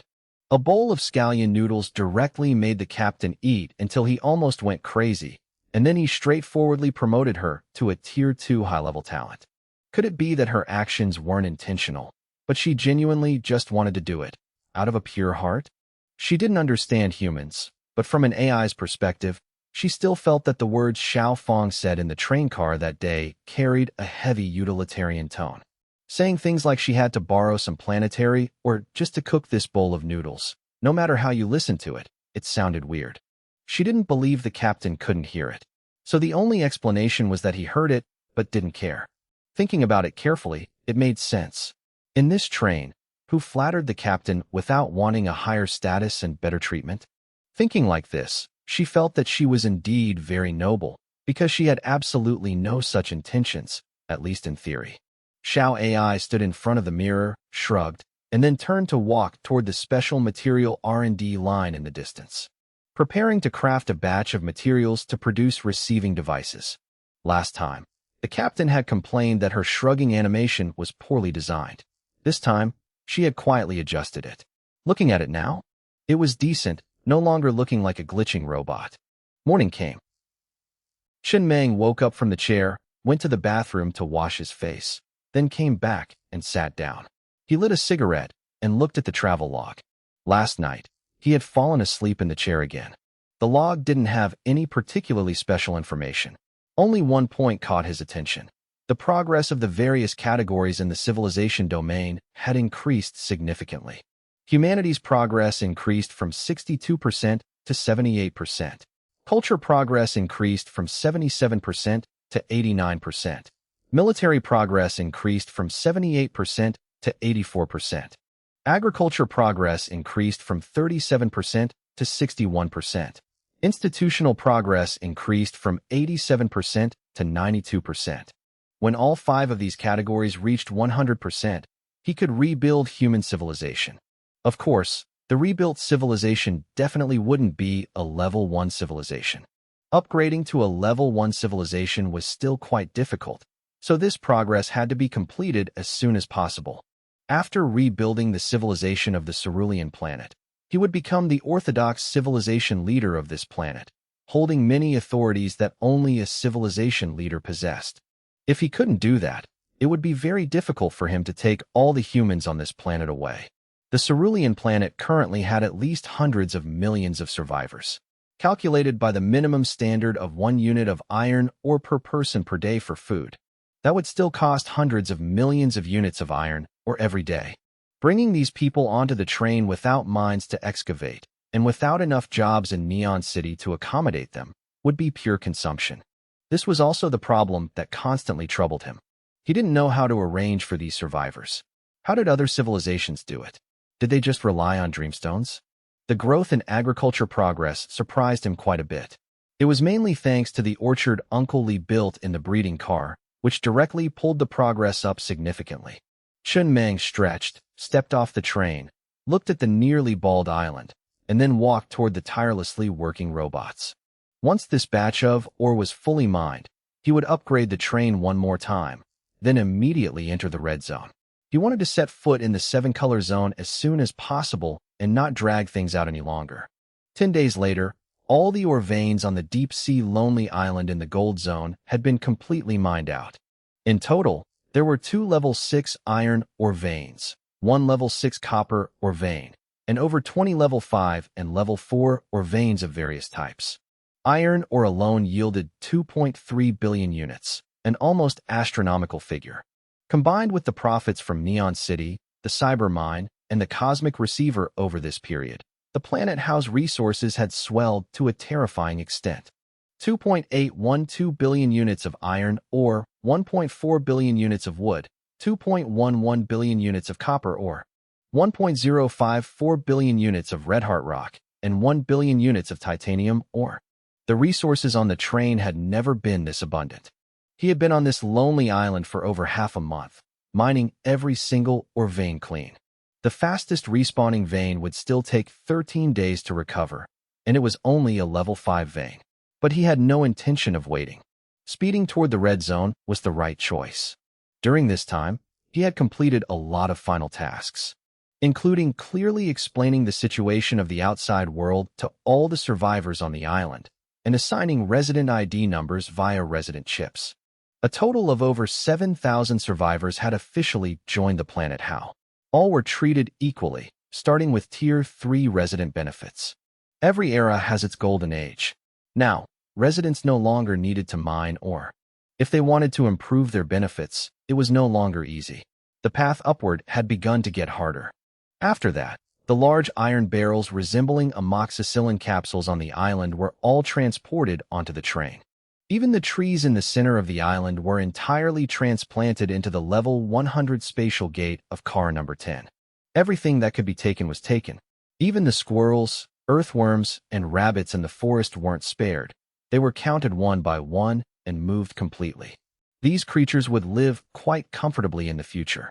They weren't meant to feed the star behemoth, but simply to preserve the remaining ecosystem of the Cerulean planet, something that might be very hard to come by later. And today, it was time to set off and leave this island. The next thing Chen Meng needed to do was upgrade the train's armor one more time. The train's armor was currently level 20. First, he'd upgrade it to level 21. The highest monster level in the gold zone was level 21. Theoretically, level 20 armor still carried a bit of risk. It was just a pity that he hadn't encountered a single decent monster all this time. The train's armor had almost no chance to show off. It was like being fully prepared but having no stage to perform on. The highest monster level in the red zone reached level 24. Monsters at this level were still a significant threat to the train. Because assessing the danger level couldn't just be based on level, he also had to see if the monster's skills countered the planet how. Chen Meng stared intently at the control screen, his eyes narrowing slightly. From level 17 to 18, the cost per train car was 30 million. From level 18 to 19, the cost increased to 50 million. From level 19 to 20, it directly jumped to 100 million. The gap was too large, especially from level 19 to 20, where the price almost doubled. But the condition to reach level 21 was much lower, requiring only 120 million units of iron ore per car. In total, it only required 1.92 billion. After the half-consumption effect was activated, the actual number was only 960 million units of iron ore.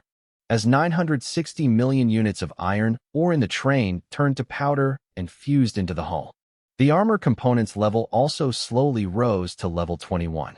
This way, even entering the red zone, he felt much more at ease. Level 21 armor at least provided a fairly clear sense of security. For example, if he encountered a map like the withered wood meets spring again, he could just park the train in place and not move. Basically, no monster would be able to break through the defense. Although the real difficulty of that map lay in wiping out all the zombies within a short time. Perhaps because the amount of iron ore in the train was too abundant, even though upgrading the armor component was always the biggest expense. But after upgrading it once more, the reserve still had a whopping 1.852 billion units of iron ore. It was too much, so much that it gave people the feeling that it was uncomfortable not to spend some of it. Chen Meng thought for a moment and quickly made a decision. Upgrade it one more time. Level 21 armor might still be a bit lacking in the red zone, but level 22 would be fine. With armor at this level, even if a level 24 monster appeared, it wouldn't be able to destroy the armor in a short time. And as long as he had that window of time, his 9 doomsday mechanical cannons would be enough to roar and clear the battlefield. Ever since the incident in the tunnel, when the two-headed monster damaged one cannon, he hadn't replaced it. He just made do with what he had to save resources. He'd wait until he reached the 7-color zone, get a 7-color weapon, and upgrade it all at once. That would be a real spending spree. Once the decision was made, a massive amount of iron ore in storage car number 3 was consumed again. Melting into the hull, the armor level accordingly rose to level 22. This upgrade directly cost him 1.12 billion units of iron ore. By this point, the accumulation he just got was almost entirely spent, leaving only 732 million units of iron ore. This amount was kept to upgrade the train and act as a reserve. He wouldn't continue upgrading the armor for now. Level 22 armor was completely sufficient for the short term. Chen Meng shifted his gaze to the conditions for upgrading the train to level 20. The conditions required consuming 11 million units of level 3 iron ore and all components in the train cars to exceed level 300. At the same time, any one defensive component and one offensive component of the train had to exceed level 18. It's over. That was his first reaction upon seeing this condition. The previous conditions were no problem, but the last one was extremely harsh. From what he had observed in the red zone, for most doomsday trains, it was very difficult for defensive components to reach level 18. Even level 15 or 16 was rare. The higher the grade of the component, the more terrifying the upgrade cost.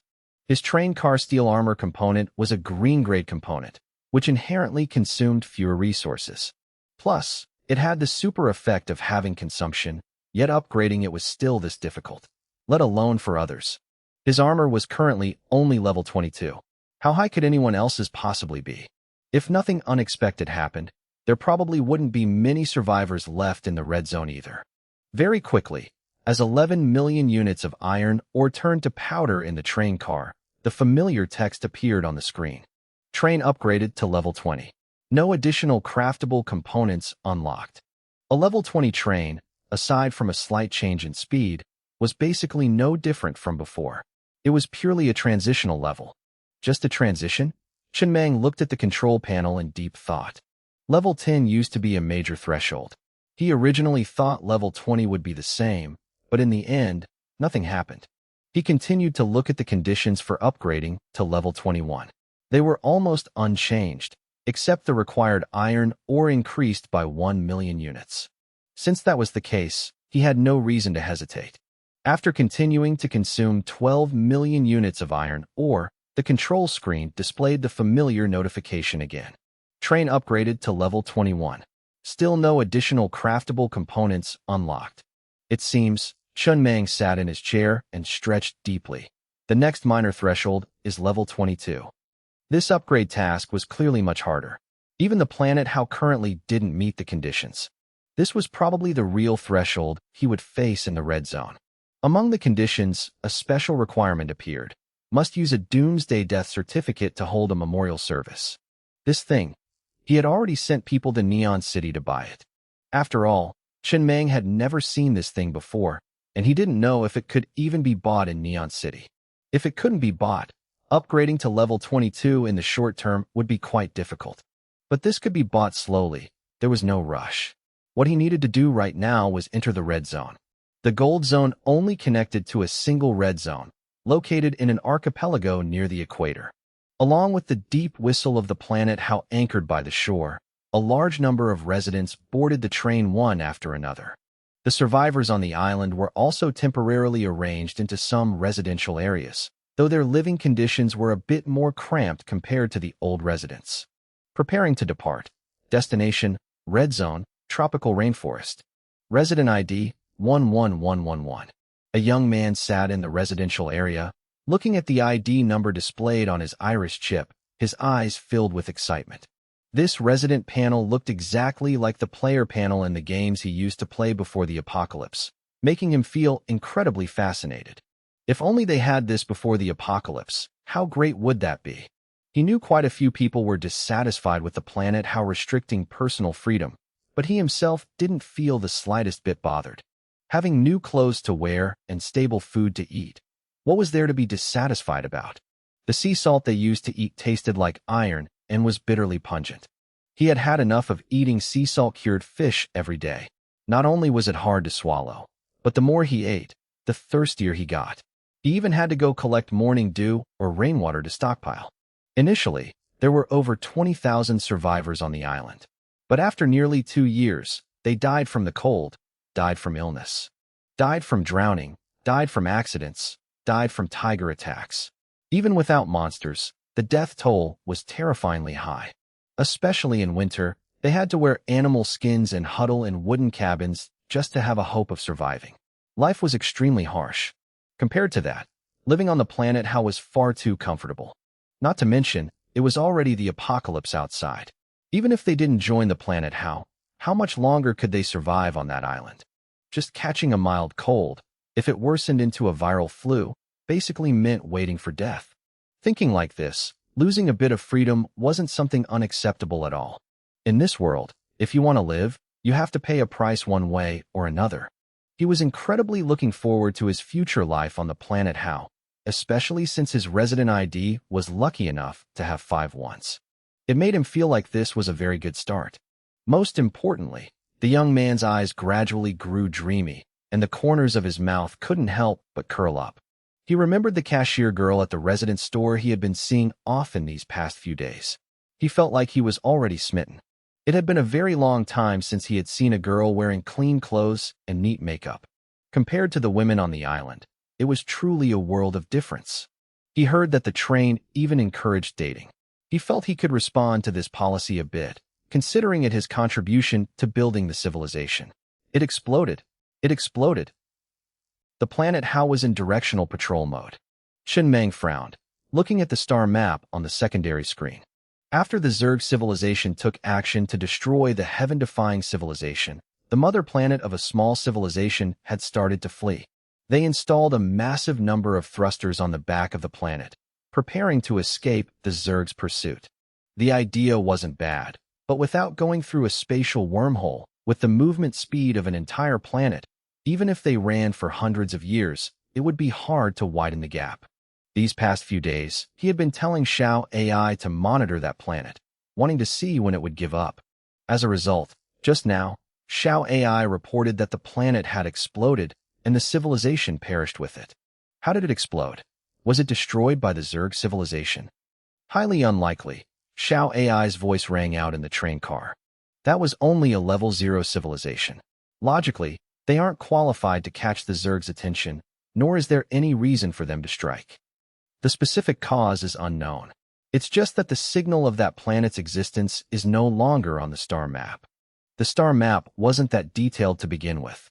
Qinmang pondered for a moment, then stopped thinking about it. Things he didn't understand could be set aside for now. Anyway, he was never very optimistic about that plan. The movement speed was too slow. Their demise was only a matter of time. At maximum operating speed, after a few hours, the planet how successfully approached the border of the red zone, the tropical rainforest. Ahead was not an island, but a vast continent surrounded by the sea on all four sides. Its area was much larger than the deep-sea Lonely Island. The continent was covered in dense tropical vegetation. Just a glance gave the feeling that something was always crawling in the forest. On the light screen in midair, 4 large words appeared. Tropical rainforest. At the same time, the control screen displayed a notification. The area ahead is the red zone, tropical rainforest. The highest level monster can reach level 24. Current train level is level 21. The danger factor is relatively high. Please pay attention to safety. Currently, the planet How was a level 21 train with level 22 armor.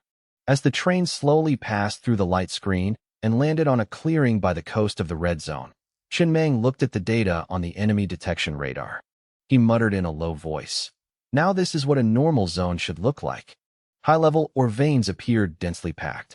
Level 5 veins were almost everywhere. Within the range of the resource detection radar, 3 level 6 veins had already been found. It was just that he hadn't seen any level 7 veins yet. Just setting foot on this continent, the total displayed amount of iron ore had already exceeded 3 billion units. Just looking at it, it was very promising. The high-level monsters in this area were so numerous, it was a bit overwhelming. The strongest monster within the enemy detection radar's range was a level 23. Just as Qinmang predicted, the radar didn't detect any trains at all. If nothing unexpected happened, the remaining unscanned areas would yield the same result. On the entire Cerulean planet, he was very likely the first person to set foot in a red zone, or at least the first to set foot in the tropical rainforest red zone. One piece of good news and one piece of bad news. The good news was that this area had an extremely abundant number of high-level or veins, completely unmined, with high yields and no one to fight over them. The bad news was that the monsters here were correspondingly numerous. There were even quite a few high-level monsters capable of directly breaking through the train's armor.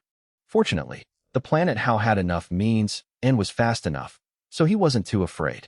It was just that in the early stages, he definitely couldn't be as brazen as in the previous zones. Everything had to be done step by step. Once the armor was upgraded to level 24, then he could truly become arrogant again. The 81 Viper unmanned fighters were just thrown into the furnace to be melted down. They were entirely converted into titanium ore, recovered with absolutely zero loss. It was much more generous than the geocentric furnace. In total, he recovered 200 million units of titanium ore. Level 20 was no longer enough. He needed level 30. The target was the Viper unmanned fighter production line, a red-grade component. Last time, he only upgraded it to level 20. This time, he needed to upgrade it even higher to craft high-level fighters. Both upgrading and crafting this component consumed titanium ore. Currently, he didn't lack resources in general. What he lacked the most was titanium ore. In total, he had 1.2 billion units. After consuming 181 million units, this red-grade component was directly pushed from level 20 straight to level 100 by him. This was also the first red-grade component in the entire train to be upgraded to level 100. He temporarily didn't have the means to upgrade the other components. At the same time, this component received two more super effects. Level 50 super effect. Ammunition consumption is halved. Level 100 super effect. The fuselage undergoes a minor transformation, capable of adapting to more combat environments, while simultaneously enhancing firepower diversity. At first glance, these two effects seemed quite ordinary, nothing too explosive. The effect of having ammunition consumption was already there at level 5. At level 50, it was halved again, making it so that even a level 4 energy stone could double the combat time. But very soon after, you call this a minor transformation? Chen Meng stood in the fighter hangar space of car number 10. Looking at the newly crafted level 30 Viper unmanned fighter, his voice couldn't help but pitch up. Can this even be called a drone anymore? If you did a DNA test comparing it to a normal fighter jet, the similarity would absolutely not exceed 10%. The original Viper fighter was 11.2 meters long with a wingspan of 6.5 meters, requiring multiple train cars to support its takeoff. But now, the entire fuselage bore extremely distinct sci-fi lines, looking like a silver spearhead. The smooth metal shell reflected a cold light, and the rear thruster looked so domineering it defied logic. This was no longer a fighter jet, it was clearly a miniature shuttlecraft. Previously, it needed assistance to take off. Now, it directly launched vertically on the spot. Its size was compact and sharp, wings folded close to the body, looking exactly like a space falcon stalking its prey. Its current size was only 4 meters long and 1 meter wide, with only a single thruster at the tail. From afar, it looked no different from a hummingbird. At the same time, it was supplemented with a series of new functions. For example, it could share wormholes with the planet How. As long as it was a wormhole coordinate held by the planet How, it could freely jump to it. The fuselage was coated with a stealth layer, capable of bypassing radars of a lower level than itself, like a ghost silently slipping into the enemy's blind spot. By the time the enemy noticed it with their naked eyes, thousands of hummingbird-like shuttles would have already closed in and launched a ferocious assault. It completely no longer resembled its original form. The only similarity was perhaps that its defense was still relatively weak. Even though its combat capabilities and features had been pushed to near maximum, this lack of defense still made it essentially a consumable item. But with its small size and extreme speed, relying solely on its agility was enough to dodge most energy attacks. From this perspective, its actual defense wasn't so low that it was unbearable. They were like the tentacles of the train, carrying the will of the planet How, advancing into areas that the main body of the train couldn't reach. They could be operated completely unmanned, or a pilot could sit directly in the cockpit. Chen Meng looked at the shuttlecraft before him, the corners of his mouth curling up uncontrollably. Very cool. I like this thing. It was only now that he realized, as long as there were enough resources, the mechanical civilization could absolutely explode with military power in an extremely terrifying way. In the 7-color zone, at the equator core, a level 20 Viper unmanned fighter cost 5 million units of titanium ore to craft. After having the cost, the price was only 2.5 million. In other words, as long as you had resources, sheer numbers could crush people to death. For Chen Meng, level 20 was a bit outdated. He needed level 30. A level 30 shuttlecraft cost 20 million units of titanium crystal to craft.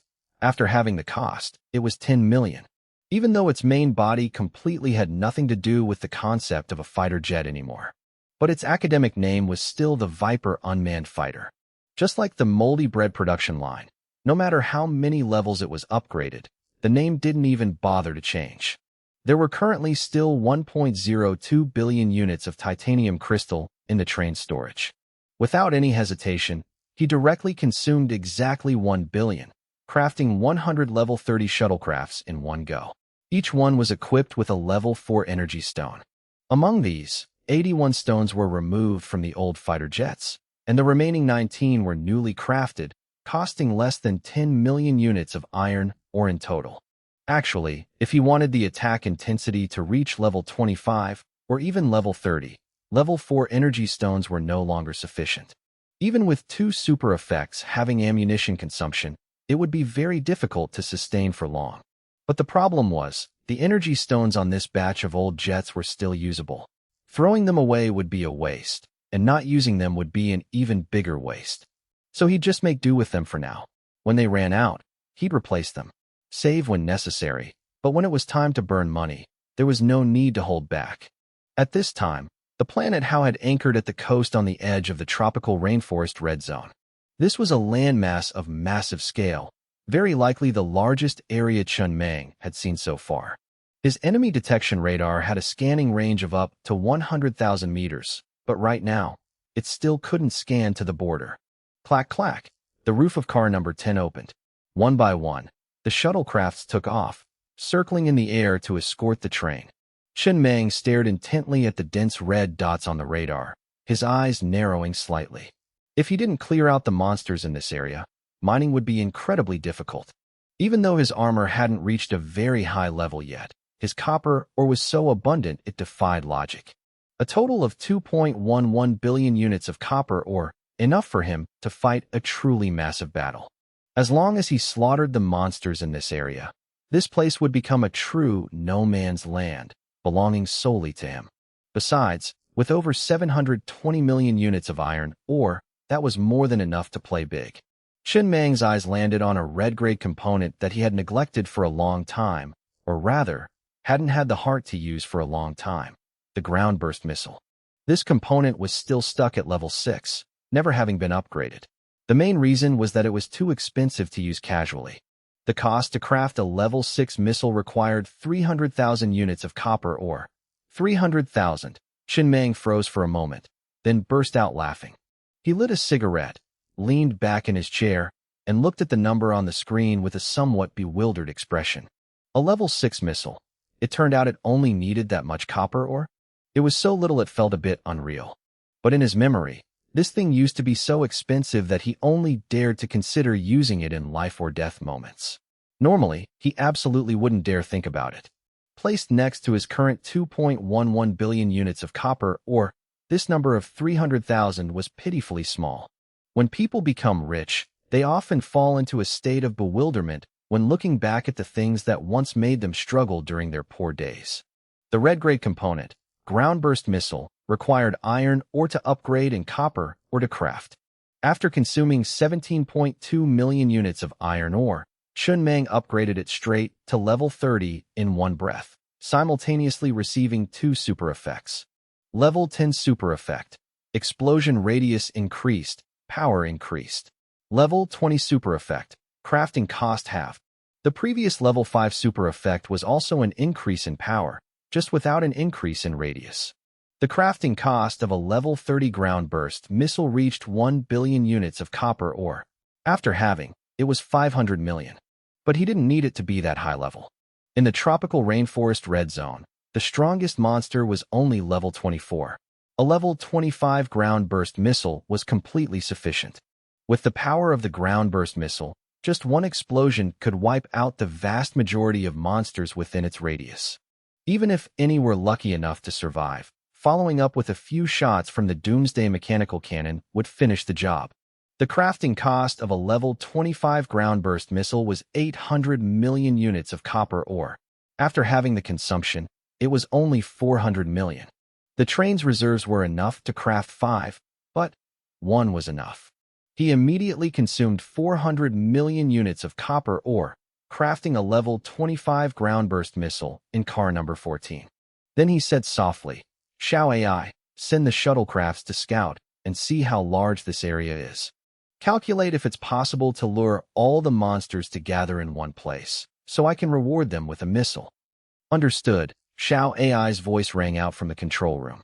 Immediately after, the 100 shuttlecrafts hovering above the train split up, darting off in different directions. Ear-piercing sonic booms echoed through the air.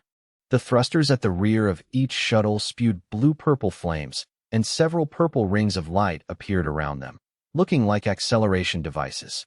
Their speed was much faster than the planet How, even to an almost absurd degree. What is the current maximum speed of the shuttlecrafts? Much faster than the planet How, Captain. In the universe, it's a given that a shuttlecraft's speed surpasses a mothership's. It's also inevitable, Xiao AI explained calmly. A mothership needs to shoulder too many functions, while a shuttlecraft only needs to ensure one thing, being fast. Very well. Chun Meng nodded quietly, his eyes resting on a few green dots moving at extreme speeds on the enemy detection radar. Low-grade components, after being upgraded, could undergo qualitative changes, just like high-grade components. Once upgraded, the level of absurdity was completely different. It was practically a rebirth. This was also the first red-grade component in the train to be upgraded to level 100. Thinking of this, he suddenly felt intrigued. He really wanted to see just how crazy other red-grade components would get if they reached level 100. Very quickly, the shuttlecrafts returned one by one, hovering in the air above the planet Hao. All the reconnaissance data was transmitted directly into Xiao AI's database. The area is equivalent to 7 Sunset Coast red zones. The number of monsters is quite high, but they are all high-level monsters. Low-level monsters are practically non-existent. The total number isn't too massive, much lower than the previous zombie volcano outbreak. Then lure them all here. Understood. Not long after, a large number of shuttlecrafts darted off again. In just a moment, they had flown to the edge of the area. From the belly of a shuttlecraft, a Gatling gun slowly extended, locked onto a monster, and carried out a precision attack. The ammunition was only level 1, practically unable to deal any damage. But their purpose wasn't to kill, but to enrage.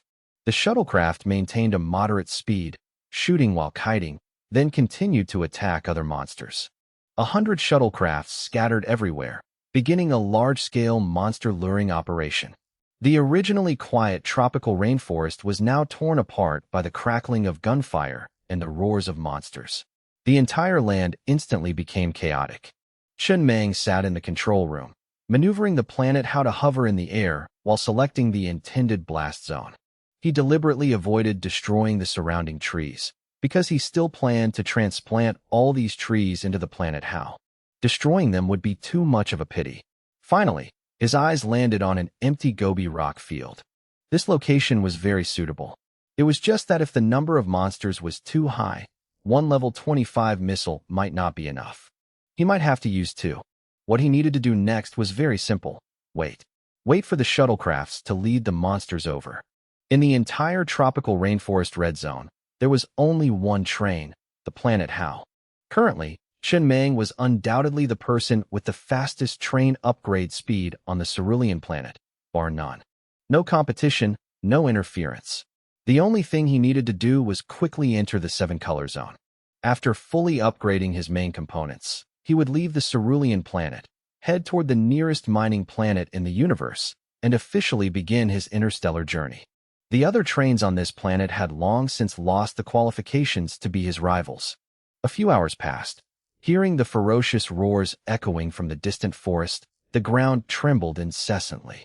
Chun Meng muttered as if asking himself, killing high-level monsters in the red zone should drop doomsday death certificates, right? The mandatory condition to upgrade the train to level 22 was to use this item to hold a memorial service for a deceased train member. He had sent people to Neon City to buy them, but there was still no news. According to his speculation, this special item should drop when killing high-level monsters in the red zone. Otherwise, would he just be stuck here, forever unable to upgrade the train? No matter how low the drop rate was, with this many monsters, a few were bound to drop, right? They're here. Chun Meng's expression gradually turned serious. In the air, several shuttlecrafts were still circling, trying to lead the horde of monsters toward the Gobi rock field in the distance. The planet Hao maintained a safe distance, because its armor was currently only level 22. If he got too close, even he wouldn't be able to withstand the aftershock of the level 25 ground burst missile he fired himself.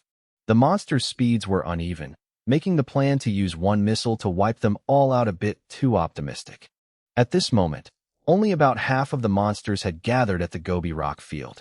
Some, unable to catch up to the shuttlecrafts, even turned on each other in a fit of rage. The entire rock field was packed with monsters, their overlapping roars echoing endlessly. The next moment, rumble. In car number 14 of the hovering planet Hao, a red-tipped ground-burst missile stood upright, slowly being pushed into launch position. Immediately after, flames and white smoke billowed out. The missile traced an arc in the air, then plummeted straight down toward the distant Gobi rock field. Boom! An earth-shattering explosion rang out. Orange-red flames swallowed the entire area in an instant. Gray smoke billowed upward, forming a massive mushroom cloud. The shockwave uprooted the surrounding trees, but when it reached the planet Hao, it couldn't shake the hull in the slightest. The power was even greater than imagined. Chen Meng looked up at the enemy hunting radar. The area that was once a dense cluster of red dots had now completely gone dark. That meant all the monsters gathered at the Gobi rock field had been completely wiped out, not a single one left. The shuttlecraft had retreated just in time as the missile fell. If it had been even a second slower, with the shuttle's current armor, it wouldn't have even withstood the shockwave. A hint of shock flashed in Chen Meng's eyes, but not because the power of the level 25 ground-burst missile was too great. It was because level 25 was already a very high level, yet the resulting destruction was only a massive crater nearly 1,000 meters wide. That Zerg civilization, however, had a main gun capable of directly wiping out an entire civilization. Just how high was the level of that shot? Level 80? Level 90? Or even level 100? Thinking of this, he felt the gap between advanced civilizations even more clearly. It was literally one shot and game over, no room for negotiation. The shuttlecraft flew off in unison, continuing to lure the slower monsters. Trying to gather all the remaining monsters in the pink zone, tropical rainforest here to finish them off in one fell swoop. Chen Meng steered the planetary train, slowly flying above the massive crater. The ultra-strong magnet activated, sucking all the dropped items straight into the storage of the control room. Doomsday Death Certificates, 178 pieces. Sure enough, killing high-level monsters in the pink zone had a chance of dropping this item, though the drop rate wasn't high. A level 25 missile had sent nearly 10,000 high-level monsters to their graves, yet it only yielded 178 certificates, a drop rate of roughly 1.78%. Not high, but enough to use. Quality over quantity, it was acceptable. With this, holding a Doomsday Memorial Service would fulfill the condition to upgrade the train to level 22. Chen Meng fell silent for a moment. Then he picked up the walkie-talkie, his voice dropping low. Lao Zhu, a guard on the planetary train, once sacrificed himself in the undersea labyrinth of the Green Zone, Sand River Plains. What was his ID number? It was ID number 78. Prepare a memorial service for him. A proper funeral, swana, flutes, full rituals. Do it strictly by the book. No problem, Boss Meng. Since the planetary train began its development, the actual death toll had been very low. This guard who died in the undersea labyrinth was practically the only casualty. Chen Meng then looked at the other items dropped from the recent monster wave. Quite a few were usable, especially the accessory blueprints. Conversely, the low-quality blueprints like white or green were the fewest, so he kept them. Any red-quality blueprints that didn't suit the planetary train were sent straight to Neon City. For him, the most suitable accessories were still only two types, white and 7-color. After sorting everything out, he looked at the enemy hunting radar. A massive number of red dots appeared one after another within the detection range. The next batch of monsters was following the shuttlecraft toward the designated location. In terms of numbers, there weren't many, but they were all high-level monsters. Few in number, but all tough as nails. A funeral. Sitting in private cabin number 7, Lao Zhu almost immediately thought of the tall man with resident ID 1998. Before the apocalypse, this man had been a funeral director, having handled countless funerals, big and small. Leaving this to him was the most fitting choice. Boss AI, help me contact resident 1998. Tell him to come over here. Looking at the notebook on the table, Chen Meng couldn't help but sigh. The planetary train was growing so strong that absolutely any skill could find its use.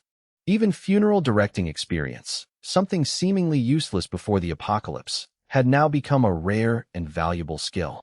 Thinking of this, he just nodded slightly. Everything truly had its own value. Lao Zhu's efficiency was top-notch. Just 10 minutes later, the memorial service was set up right in the residential area.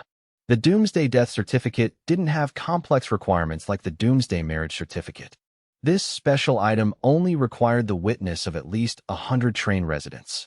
Holding a memorial for a deceased resident was enough, and it would significantly boost the train's humanity's progress. It didn't increase legacy value, didn't boost reputation, and didn't even have gold, silver, or bronze options. It was incredibly simple. A pure, traditional funeral. Pitter-patter, accompanied by the highly distinct wail of the Swana, amidst the clamor of gongs and drums.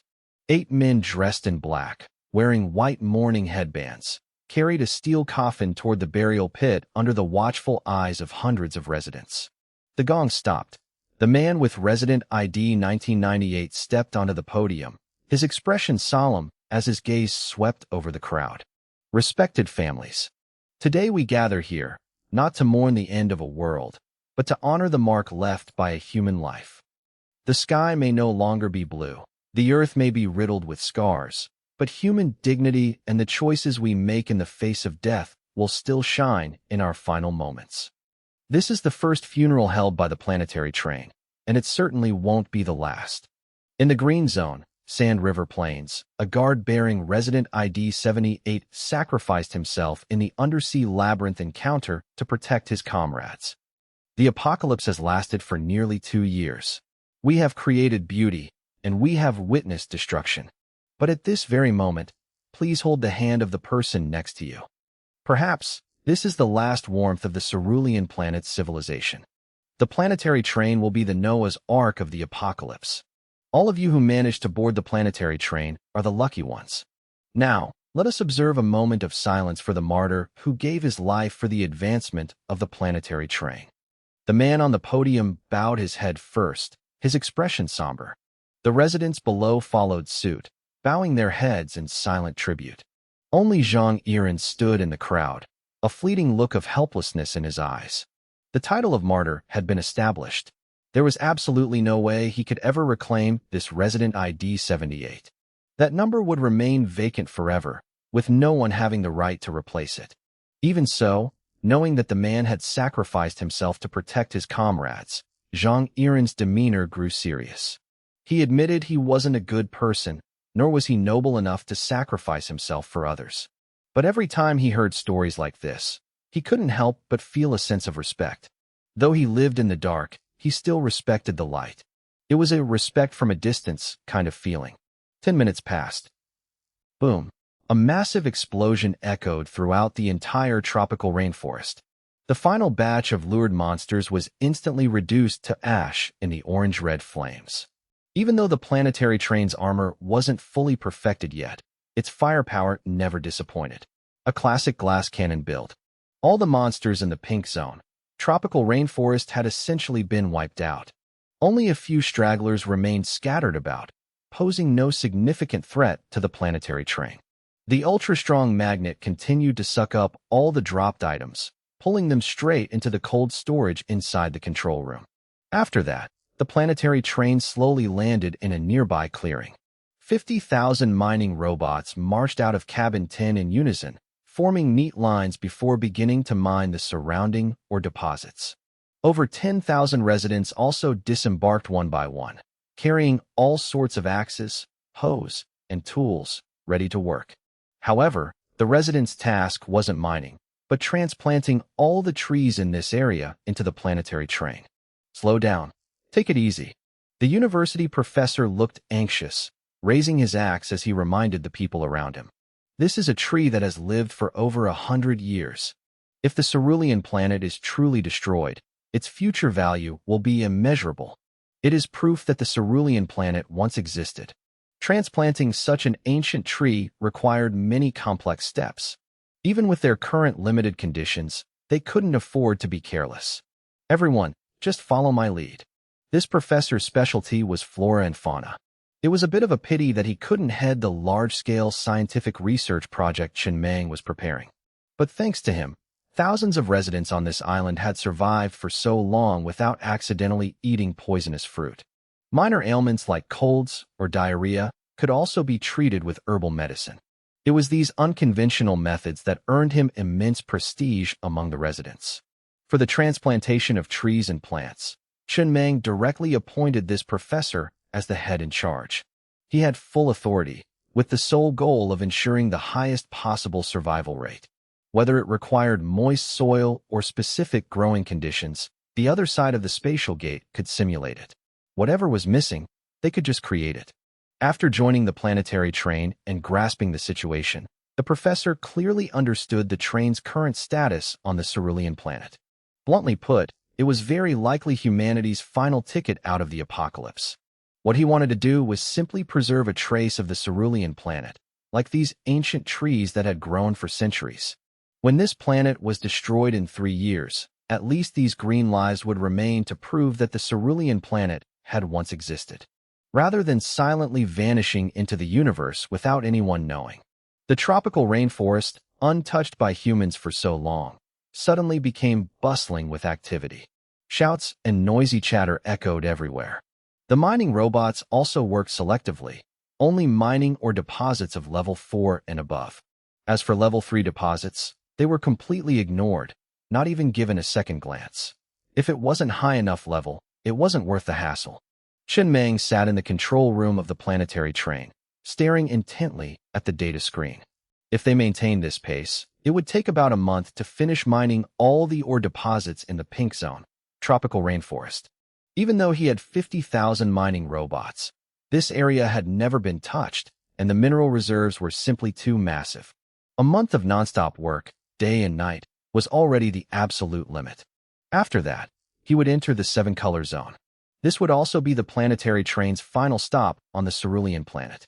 All the accumulated iron ore would be used to upgrade the 7-color quality accessories. At the same time, they would prepare for the journey to the mineral planet 0.3 light-years away. The other trains on the cerulean planet were now completely unqualified to be competitors. The gap had widened to the point where catching up was impossible. They were literally running on the same map, but on entirely different difficulty settings. Chen Meng looked down at Xiao Lu, who was fast asleep in his lap, and gently stroked its little pink mouth. Even though this little one had woken up, it still spent most of its time sleeping some more, and then sleeping again. This little rascal. Chen Meng muttered, his voice full of doubt. Could there be a problem with the data in the information database? Once fully grown, can it really reach a feeding and combat range of 0.01 light-years? No matter how he looked at it, there were no signs of it growing up anytime soon. 0.01 light-years. That was equivalent to traveling between the old world's Earth and the Sun 3,160 times, or circling the Earth's equator about 2.36 million times. A distance so vast that walking it would take 21.6 million years. Just thinking about it made his legs ache. Even if the Quafu train hit its top speed of 900 kilometers per hour, it would still take 120,000 years to cover such a massive distance. Chen Meng truly found it hard to imagine that such a terrifying distance would one day be used to describe a giant beast in the cosmos. With a size like that, what kind of attack would it even take to kill it? Even the most powerful weapon, even if it could pierce straight through its body, would be nothing more than a pinprick compared to that sheer scale. It might look nasty, but it wouldn't solve the problem. Was this really something that could be born in the universe? The AI's data definitely stated as much. How did the mechanical civilization know such detailed information about the star-devouring beast? Could they have encountered a fully grown star-devouring beast before? That was unclear, but if they had specific data, they must have had contact with it and understood it quite deeply. Chen Meng didn't say anything more, just gently placed Xiao Lu on the long sofa beside him. A very clear premonition rose in his heart when he officially embarked on the interstellar journey. He would witness countless entities that could completely shatter his worldview, just like Xiao Lu. The only thing he could do was pour all his effort into boosting the planetary train's strength, so that when facing any crisis, he'd at least have the ability to defend himself, or at the very least, not die a pointless death. His eyes landed on the conditions to upgrade the train to level 22. Upgrade conditions: consume 13 million units of level 3 iron ore. Require the total level of all accessories in the train cabins to exceed 320. And use a Doomsday Death Certificate to hold a memorial service. All 3 conditions were fully met. Residential Area 1 of Cabin 8 had successfully held a memorial service. What was worth noting was that after this memorial service, The humanity's progress jumped straight from 78% to 100%, hitting the max level. Aging and death were core issues in any civilization. To rebuild human civilization or any other civilization, he just needed to push the 4 progress categories behind the civilization token to 100%. Then he could activate the civilization token and rebuild his own civilization. If that really didn't work out, he could try to see if he could make contact with the orthodox human civilization. Chen Mang looked at the information on the screen, muttering to himself. This universe was clearly too dangerous, with crises as thick as dog hair. If there really was a self-proclaimed orthodox human civilization, then when they encountered a branch of their own kind like the Cerulean planet civilization, and one that had been viciously attacked by the Zerg civilization at that, maybe they'd show some mercy and lend their little brothers a hand. Too bad this thought sounded nice, but the chances of it happening were practically zero. Relying on others was never as dependable as relying on yourself. He didn't overthink it anymore, directly consuming 13 million units of iron or to upgrade the planetary train to level 22. The next moment, 2 familiar lines of text appeared on the control screen. Your train has been upgraded to level 22. Unlocked more craftable accessories. At the same time, a brand new function appeared on the console, racial inheritance. The effect ensured that all life born within the train would be in a state of near absolute health. There would be no congenital issues like disabilities, cerebral palsy, congenital heart disease, or leukemia. In short, they'd be born starting way ahead of the pack. For now, this function was useless, as there were currently no pregnant women on the train. After upgrading to level 22, the system unlocked another craftable accessory. Cosmic Wormhole Coating. Pink quality accessory. Requires nearly 200,000 units of iron ore to craft. Time Rift Coating. Pink quality accessory. Requires nearly 200,000 units of iron ore to craft. The effects of these 2 accessories were almost identical. Both protected the train from being affected when entering a time rift or a cosmic wormhole. In reality, the planetary train already had these 2 effects. They were the level 50 and level 100 super effects of the built-in spatial stabilizer, respectively.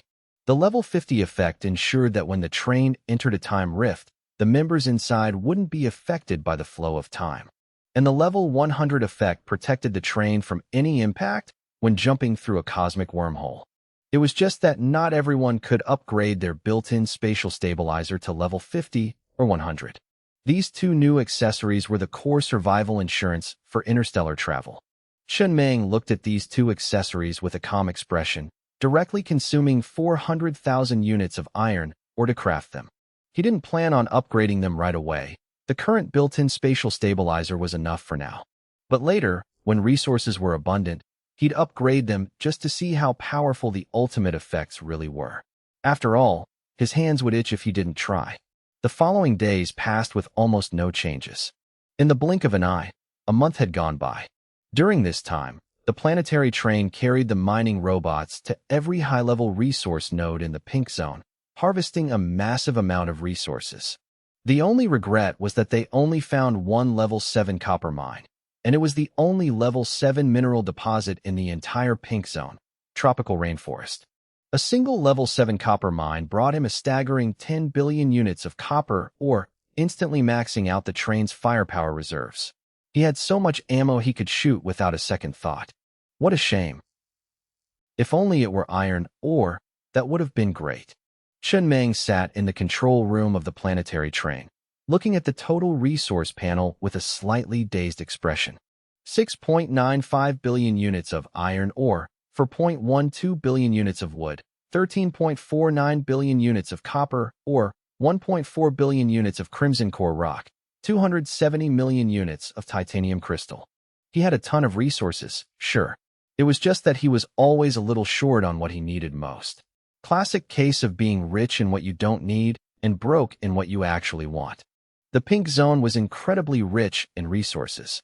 Even without a level 7 iron mine, the train's iron ore reserves were closing in on the 7 billion mark, with over 1 billion of that hauled in by Neon City in just 1 month. At this point, the armor level was 22, and the train level was also 22, still quite a ways off from the maximum level the train could reach in the pink zone. But Chenmeng didn't continue upgrading. Instead, he directly steered the planetary train toward the intersection between the Pink Zone, tropical rainforest, and the Seven-Color Zone, equatorial core. This was also the only seven-color zone on the entire cerulean planet. Unlike the Pink Zone, the area of the seven-color zone was extremely small. The enemy hunting radar could cover it entirely. On the surface of the sea was a small island. At a glance, there were no monsters at all. It was so quiet it felt somewhat unreal. There was only a massive screen of light separating this island from the ocean, and on the screen, large words were clearly displayed: equatorial core. The area ahead is the seven-color zone, equatorial core. No monsters detected. Current train level is 22. The danger coefficient is quite high. Please proceed with caution. This was the final destination of the cerulean planet. Chenmeng slowly pushed the joystick, steering the planetary train through the light screen ahead, entering the seven-color zone, and safely landing on the edge of the island. Almost the moment they entered, a few lines of text appeared on the screen. Congratulations, you now have the freedom to travel between all zones. This place will be the official starting point of the apocalypse. Upon arriving here, you will realize that the curtain on this story has only just been raised. You now have the qualifications to stand against all the monsters on this planet, as well as the basic survival capabilities for the alien cosmos. As for whether you can continue to survive in the future, I can only wish you luck. There are no monsters in this place. In the days to come, you will no longer receive prompts like this. The information in the database is only programmed up to this point. Continue deeper inside. Perhaps it will answer many of your questions, and also let you know how the zones were formed if you truly care. Chenmeng stepped out of the control room alone, standing at the edge of the island, looking out at the flat expanse stretching before him. He quietly lit a cigarette, watching the thin wisp of smoke drift straight up into the sky. He stood there in silence, his gaze somewhat distant. The seven-color zone. He had finally arrived. His was the only train in this zone, and also the first to ever set foot here. Everything was exactly as he had imagined, yet at the same time, completely different. It was the same in that this place truly had an abundance of high-level resource deposits. There were 4 level 7 iron mines alone, and these 4 combined could yield 40 billion units of iron ore. That amount of iron ore was enough to upgrade 76,800 white-quality accessories to level 100. There really were a lot of white-quality accessories. But according to the current data in Neon City, the total number of white-quality accessories combined might not even reach that number. What was different was that there was absolutely no danger here. There were indeed quite a few excellent accessory blueprints, but they weren't dropped by killing monsters, nor were they obtained by clearing encounters or completing quests. They were just sitting there, bare and isolated, as if waiting for someone to come and take them. Right in front of him was an area that looked like a mystical religious ritual site. A throne made entirely of steel sat right in the center. On the left and right were 6 stone pillars about a meter high. Atop each pillar, a rainbow-colored light pulsed continuously. Within each beam of light floated a 7-color quality accessory blueprint. And on each stone pillar, a few lines of text were carved. Chenmeng tossed his cigarette but on the ground, crushed it out with his foot, and then approached the ritual-like ruins, looking down to read the words carved into the ground. On the 6 stone pillars, each holds an outstanding quality accessory blueprint. Although unlimited copies can be made from the original blueprint, this process still consumes resources. Especially for outstanding quality accessories, the consumption is even greater. Even I, Princess Tua Tua of the mechanical civilization, could only ensure placing 6 outstanding quality blueprints in 100 shuttlecraft. Only the train captains of 100 planets, upon reaching the 7-color zone, will have the chance to obtain these 6 blueprints. For the remaining shuttlecraft, I only left the most basic 7-color accessory, the cosmic wormhole excavator, to ensure they can leave this doomed planet and step into rebirth in the cosmos. There are no requirements. There are no quests. There are no trials. These 6 7-color quality accessory blueprints are simply placed here. As long as you are the first train captain to arrive here, you may take them. But if you believe you cannot shoulder the responsibility of carrying on a civilization's legacy, I hope you will leave these blueprints for the captains who come after you. This is the absolute limit of what I can do. For the journey ahead, I wish you all the best of luck." Chen Meng stared at those words, standing in silence for a long time without saying a word. He had never met Princess Tuatha of the mechanical civilization, but he had heard her name in many places. Even though he had secretly doubted many of Princess Tuatha's actions, like the fact that she had clearly never been to the battlefield. Yet she had spent a massive amount of resources fortifying her train, and right up until her civilization was destroyed, she hadn't fired a single shot. But he had to admit, Princess Tuatha was the purest kind of saint he had ever seen, and not in a bad way.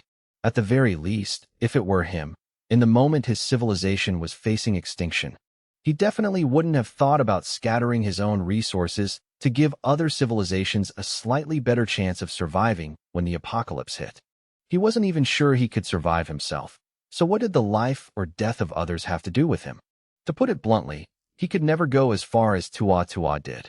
He stepped into the ruins, walking straight up to the throne, and picked up the civilization token resting on its surface.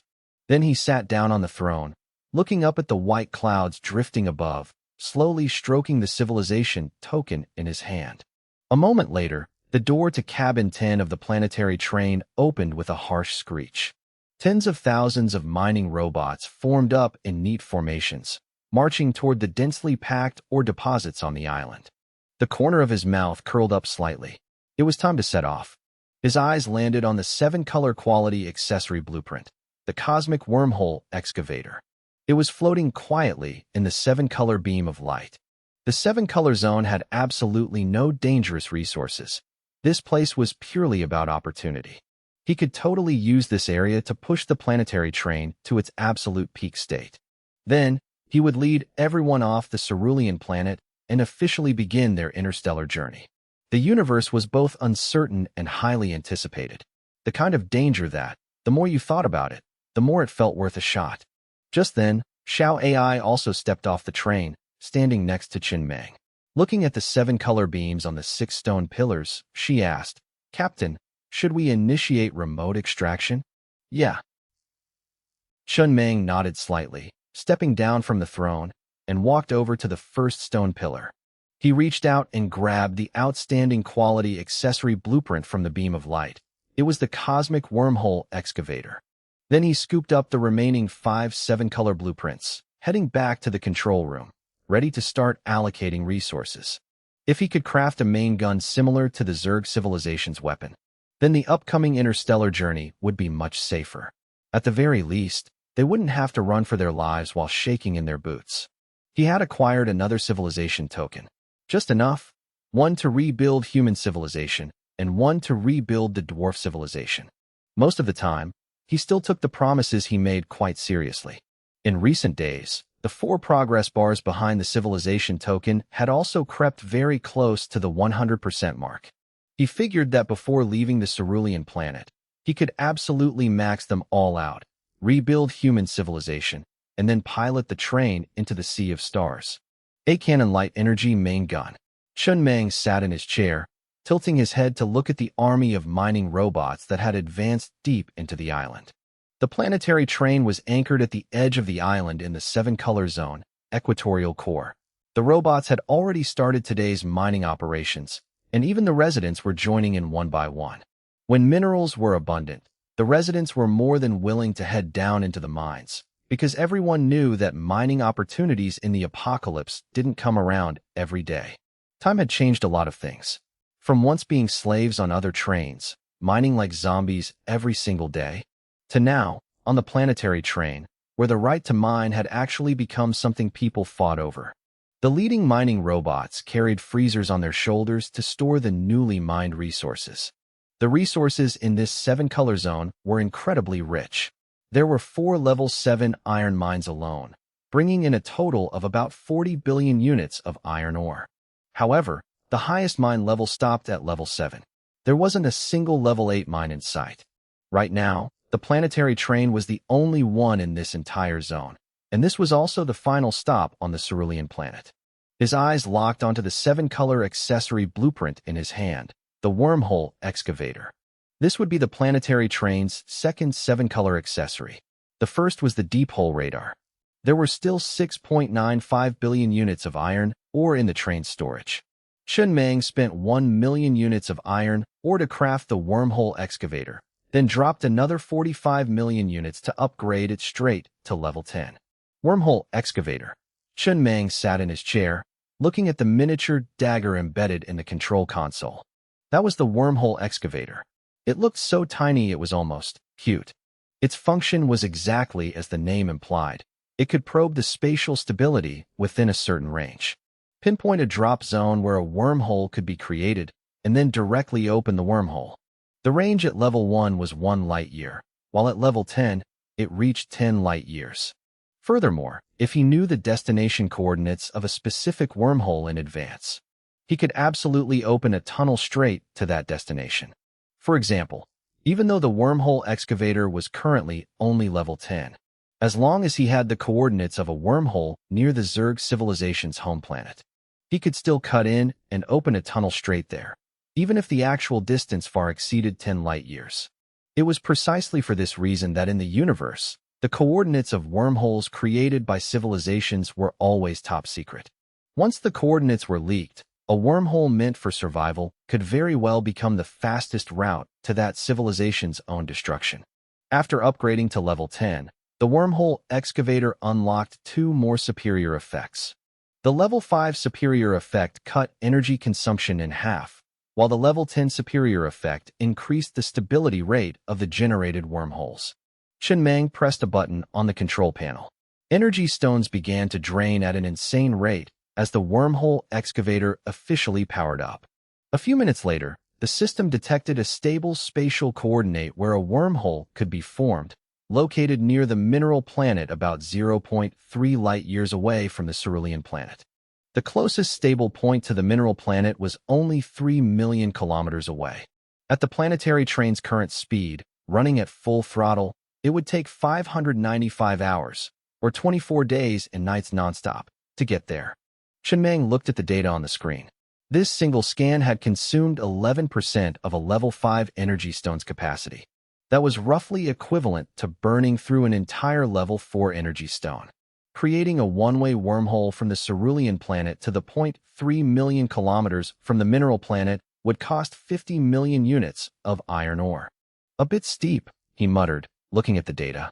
50 million units of iron ore didn't sound like much, but that was only for a 0.3 light-year wormhole. If he wanted to create a wormhole that went further, the cost was practically unimaginable. What's more, he was using the cheapest option, a single-use, one-way wormhole. He could only imagine. A few days ago, the Zerg civilization had created hundreds of thousands of random one-way wormholes just to hunt down a single civilization.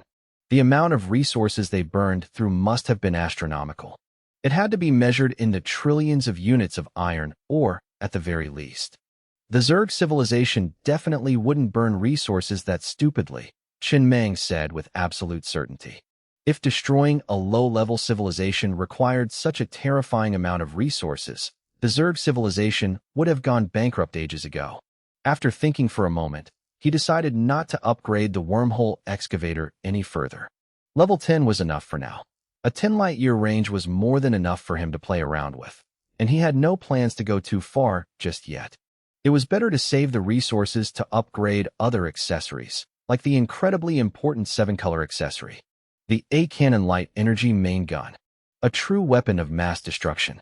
Even at the same level 10, the power of the A-Cannon Light Energy Main Gun would leave the Doomsday Mechanical Cannon streets behind. The whole reason he had hoarded so much iron ore was to upgrade top-tier firepower accessories like this.